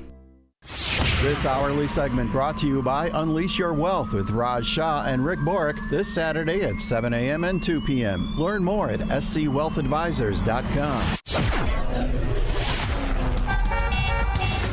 Taking a look at the roads from the Team Hawkburg Traffic Center. From the Edens inbound from Lake Cook to Montrose, about 20 minutes. On the outbound side, about 25 minutes. On the Kennedy inbound from Montrose to the Burn interchange, about 43 minutes. Very slow, about a 34-minute delay. On the outbound side, 50 minutes, 41-minute delay. On the Eisenhower, this is inbound from Wolf to the old post office, 44 minutes, 29 minutes delay. On the outbound side, 31 minutes, 16-minute delay. This report is sponsored by Dairy Queen. When you hear that a small Blizzard treat is just 85 cents in the DQ app, you might just feel like you're dreaming. You're not. Hurry to DQ to get your small Blizzard treat for just 85 cents with a $1 purchase when you sign up for DQ Rewards. Participation may vary. Terms apply. Chicago's Morning Answer continues next, but now a quick check of your forecast from the National Weather Service. Sunshine and clouds, a shower in spots late this afternoon. High today 45.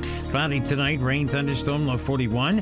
Clouds, windy day tomorrow, more humid, shower and a gusty thunderstorm. That can bring some damaging wind, even an isolated tornado, high 69. I'm Steve Williams on AM 560, The Answer. Get the latest weather, traffic, and news updates online at 560theanswer.com. Now, from the Signature Bank Studios. If you're looking for the latest news, insight into what it means, and the sharpest opinion, there's only one station in Chicago where you can turn, and it's this one. We're AM 560, The Answer. Top of the morning, Dan and Amy, as our next guest will document cutting spending is difficult, ending government programs or agencies exceedingly difficult. Ronald Reagan in 1980, shortly after the creation of the Department of Education. This from Firing Line. I propose, and would have already started, if your hypothesis is correct, a planned and orderly transfer back to the states and local communities of functions the federal government has usurped and which it has proven it is incapable of operating. And one of the first of those would be welfare. One of the second would be in the field of education. I would like to dissolve the $10 billion National Department of Education created by President Carter and turn schools back to the local school districts where we built the greatest public school system the world has ever seen. I think I can make a case that the decline in the quality of public education began when federal aid became federal interference. Wow. Well, the $10 billion, boy, those were the days, huh? heady days when it was only $10 billion. It's north of $100 billion now. But Trump is attempting to do exactly what Ronald Reagan wanted to do shortly after the agency was created. Exceedingly difficult. Even the Doge work, too. Doge just discovered another $4.3 billion of COVID-era funds that remain unused and mostly dormant. $1.4 billion recovered and returned directly to the Treasury General account, and the Doge team, they tweeted out or posted on X, is moving urgently to return the remaining $2.9 billion. This had been pointed out, this $4.3 billion just sitting around, had been pointed out in a 2023 Inspector General report, but nobody did anything about it until now. You know, $4 billion here and $4 billion there. Pretty soon you get to $1 trillion, their $1 trillion goal. One other thing that was interesting, a piece by a Washington lawyer named Chris Horner about what Trump can do even as federal district court judges move to block his efforts to freeze grants that have been awarded. Horner writes that agencies publish forecasts online as the first step in the grant-making process, setting forth the kinds of awards they might make available, in what amounts and for what priorities. Agencies then post grants and invite applications. Specifics are up to the executive so long as they fit within the statutory and spending language. So what Trump could do, for example, with the Inflation Reduction Act, is just redefine some of the specifics. For example, writes Horner, progressives read the Inflation Reduction Act appropriations for grants as an opportunity for activist boondoggles. But a conservative agency head could take language emphasizing things like resiliency, quote, and reliability, quote, unquote, particularly in energy systems, as an invitation to fund fossil fuel use to promote a society resilient to natural disasters. The administration can further refine the existing binary forecasts or even terminate outstanding forecasts and replace them with its own. Grants to study the weaponization of government, for instance, would more closely adhere to language about the promotion of democracy globally in the Foreign Assistance Act of 1961. And current appropriation bill funding, it's its implementation than waste from USAID, for example. So, I assume there are creative minds, legal minds like Chris Horner in the administration looking at these things as the court challenges carry forward. But, the executive has a lot of authority and a lot of Supreme Court jurisprudence that suggests as much. So, yes, they're slowing some things down, but I would still be fairly optimistic about Trump's ultimate success when it comes to the executive power that rightly confers to his office on matters from spending to border security. For more on the topic, we're pleased to be joined by Amity Shlaes, board chair of the Calvin Coolidge Presidential Foundation, winner of the Hayek Prize and best-selling author of The Forgotten Man, A New History of the Great Depression, as well as Great Society, A New History. Amity, thanks for joining us again. Appreciate it. I'm glad to be with you this morning. How about that walk down memory lane with Ronald Reagan and the Department of Education? And here we are 45 years later at the place he wanted to be in 1980.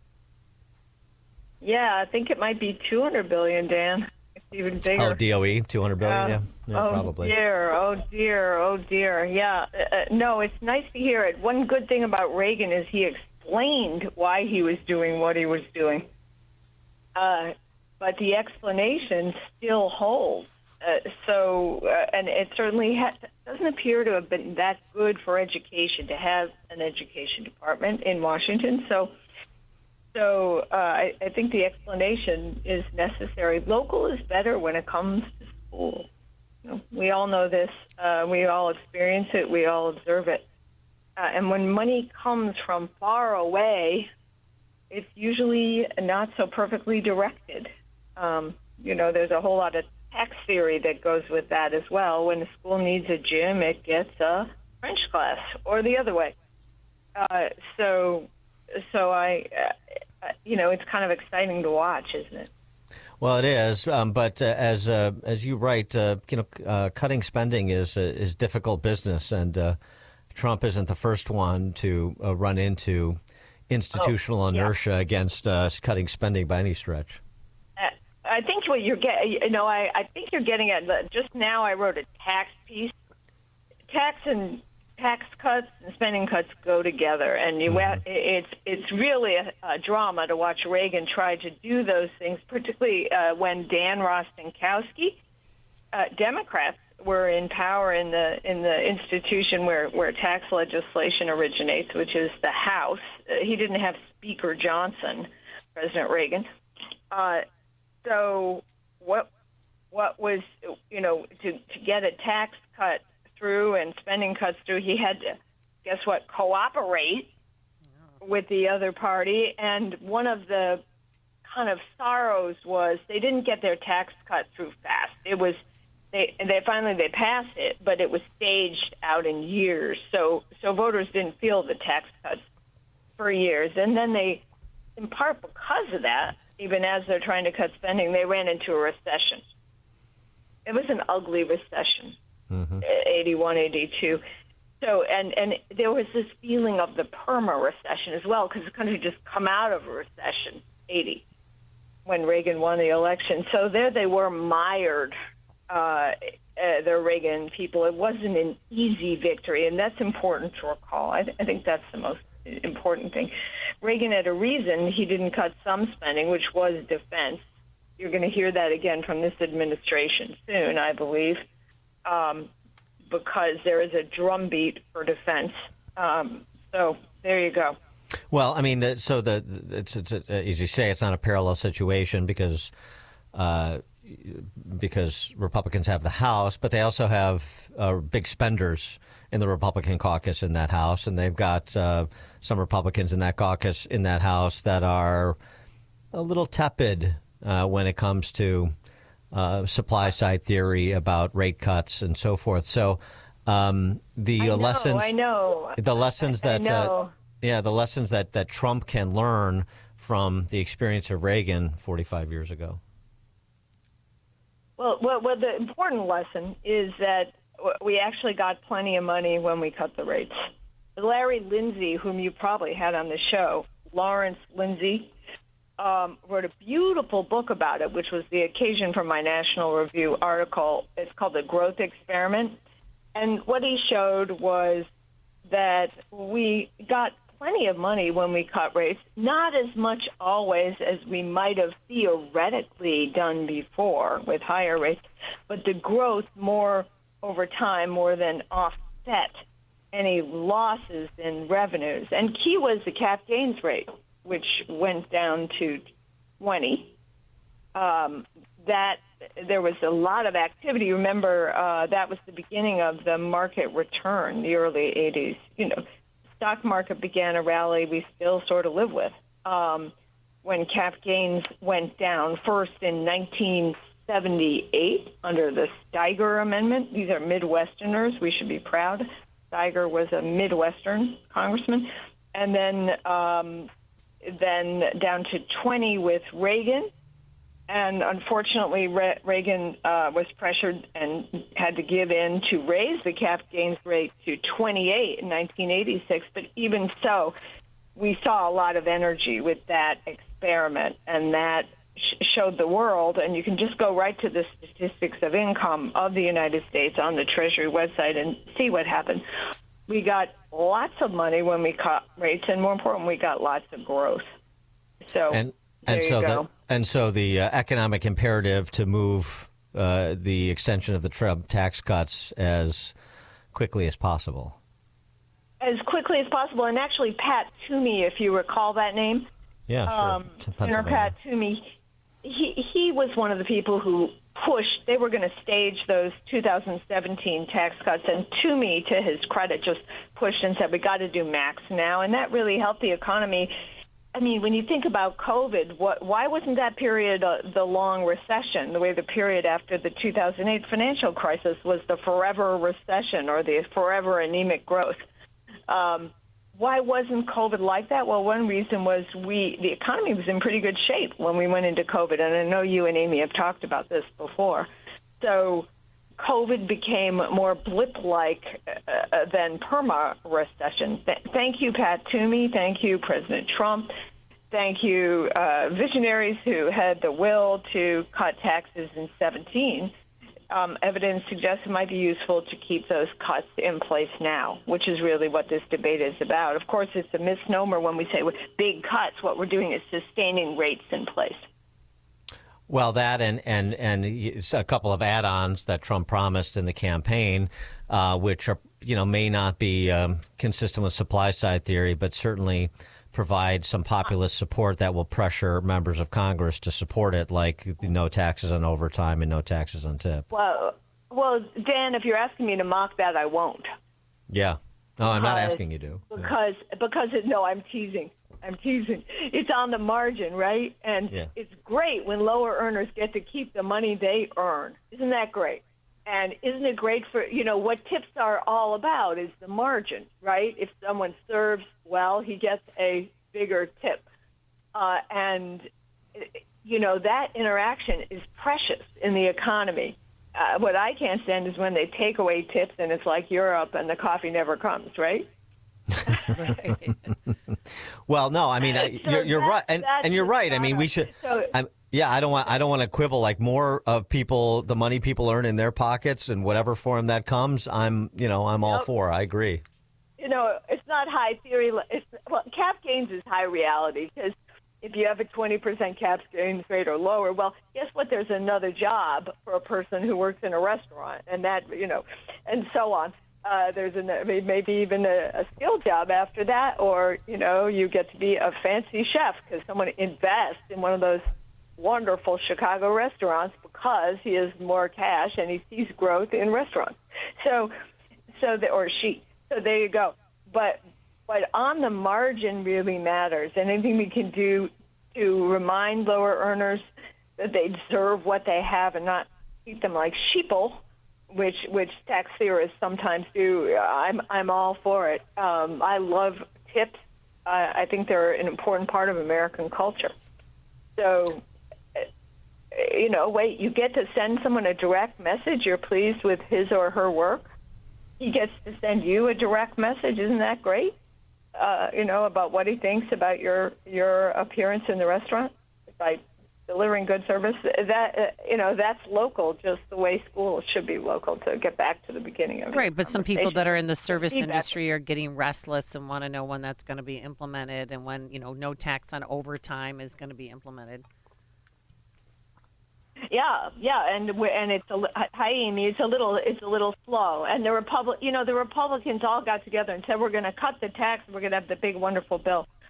But you can see them struggling. And I posted a sad picture, a painting from the Athenaeum in Boston of how we all felt when we learned that the top rates might not be preserved quite the way everyone had thought. Now that the Republicans are struggling so much, I hope they stick to it and preserve the top rate cuts or the low top rates and soldier on. Yeah, indeed. I mean, although, this is sometimes how how populism expresses itself in complicated ways, and so the idea of a top marginal rate, but then raising the threshold to really target. I mean, essentially, it's like to do like a billionaire's tax or something like that. Right. It may be required to sell the thing, I guess. It's hard to exactly have a handle on who the problem children are in the House Republican caucus, or in the Senate caucus for that matter. But this thing needs to get moved post haste, and I think it seems to me Trump understands that. We don't want to go ad hominem. They just haven't thought it through. And there's a kind of feedback loop where some lawmakers get a lot of feedback from voters because they've trained the voters not to think. I posted a nice quote from Herbert Spencer, a taboo philosopher, on Twitter, where he said, if you let people be fools, they become fools. People are actually pretty clever. They know what they're doing.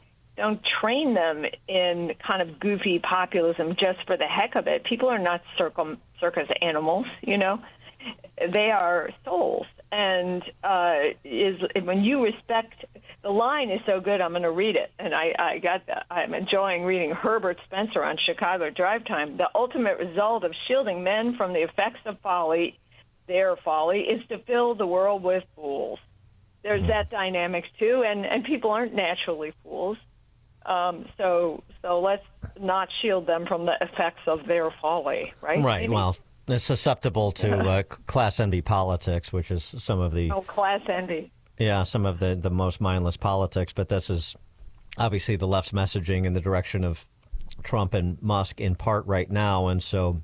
Yeah, it'll be interesting to see if they can withstand the propaganda of the left when it comes to this extension of tax cuts, in addition of some new ones as well. Amity Shlaes, board chair of the Calvin Coolidge Presidential Foundation, winner of the Hayek Prize, and best-selling author of both The Forgotten Man, A New History of the Great Depression, as well as Great Society, A New History.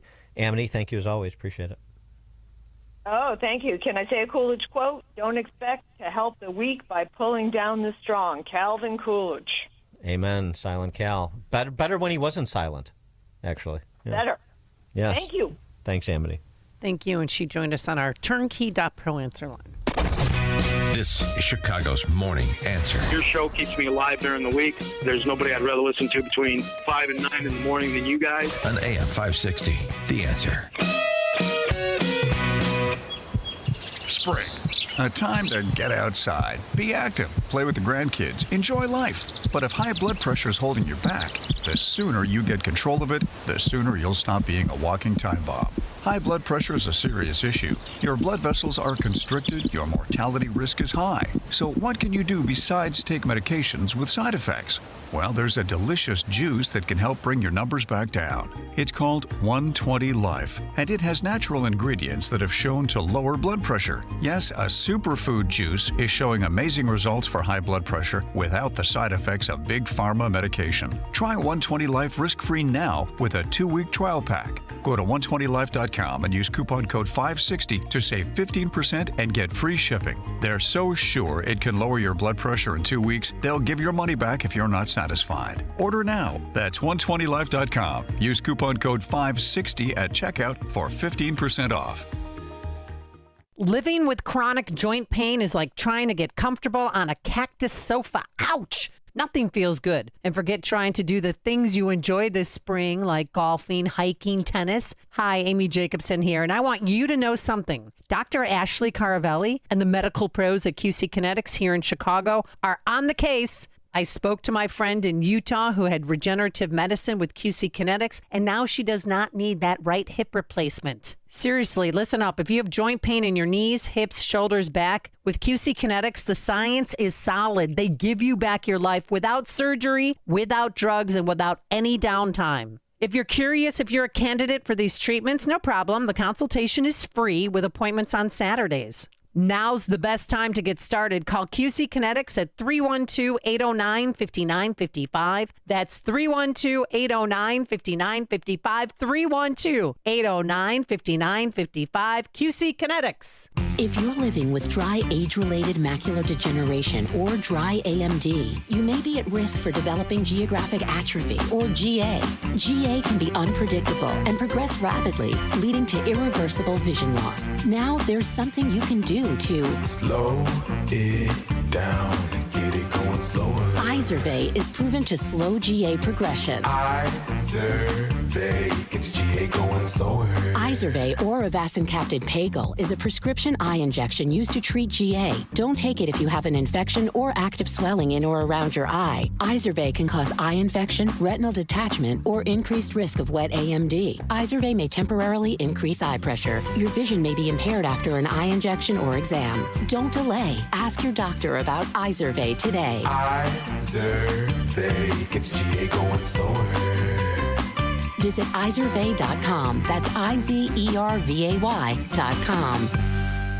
Hi, everyone. This is Ben Barzita. And I'm Matt Nadeau, and we're founding partners of Barzita and Nadeau Wealth Management. You may remember us as co-hosts of Money Hour Radio, which aired weekly for the past decade right here on AM 560. Now we're excited to announce that we've launched our own independent, comprehensive wealth management firm right here in Barrington, Illinois. At Barzita and Nadeau Wealth Management, we bring the same passion, expertise, and integrity you've come to expect, with one key difference: complete independence. As fiduciaries, we put your interests first, always. Whether you're saving for college, preparing for retirement, or protecting your wealth, we provide personalized guidance every step of the way. And of course, we continue to manage investments with our Advance and Protect tactical strategies focused on risk management and long-term growth. So if you're looking for a team that truly prioritizes your financial future, let's talk. Visit bnwealth.com or call us today at 847-780-2980.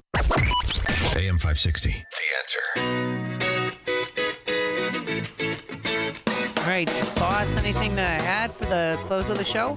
No, I'm ready to scurry off to my private golf club away from the munis. Oh, yes.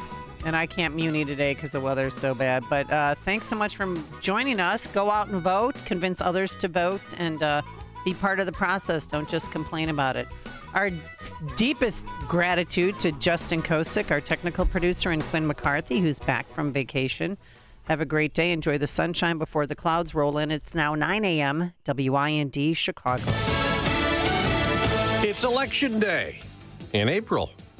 I'm Dave Anthony, Fox News, with 3 House races in 2 states in focus. My opponent just got endorsed by Bernie Sanders. That's GOP State Senator Randy Fine, hoping to win a vacant House seat that had been Republican, replacing National Security Advisor Mike Waltz. So voters have to decide what they want, the Trump agenda to continue or a socialist. Now, his Democratic challenger is Josh Weil, who outspent Fine in the campaign. So did Democrat Gay Valamont.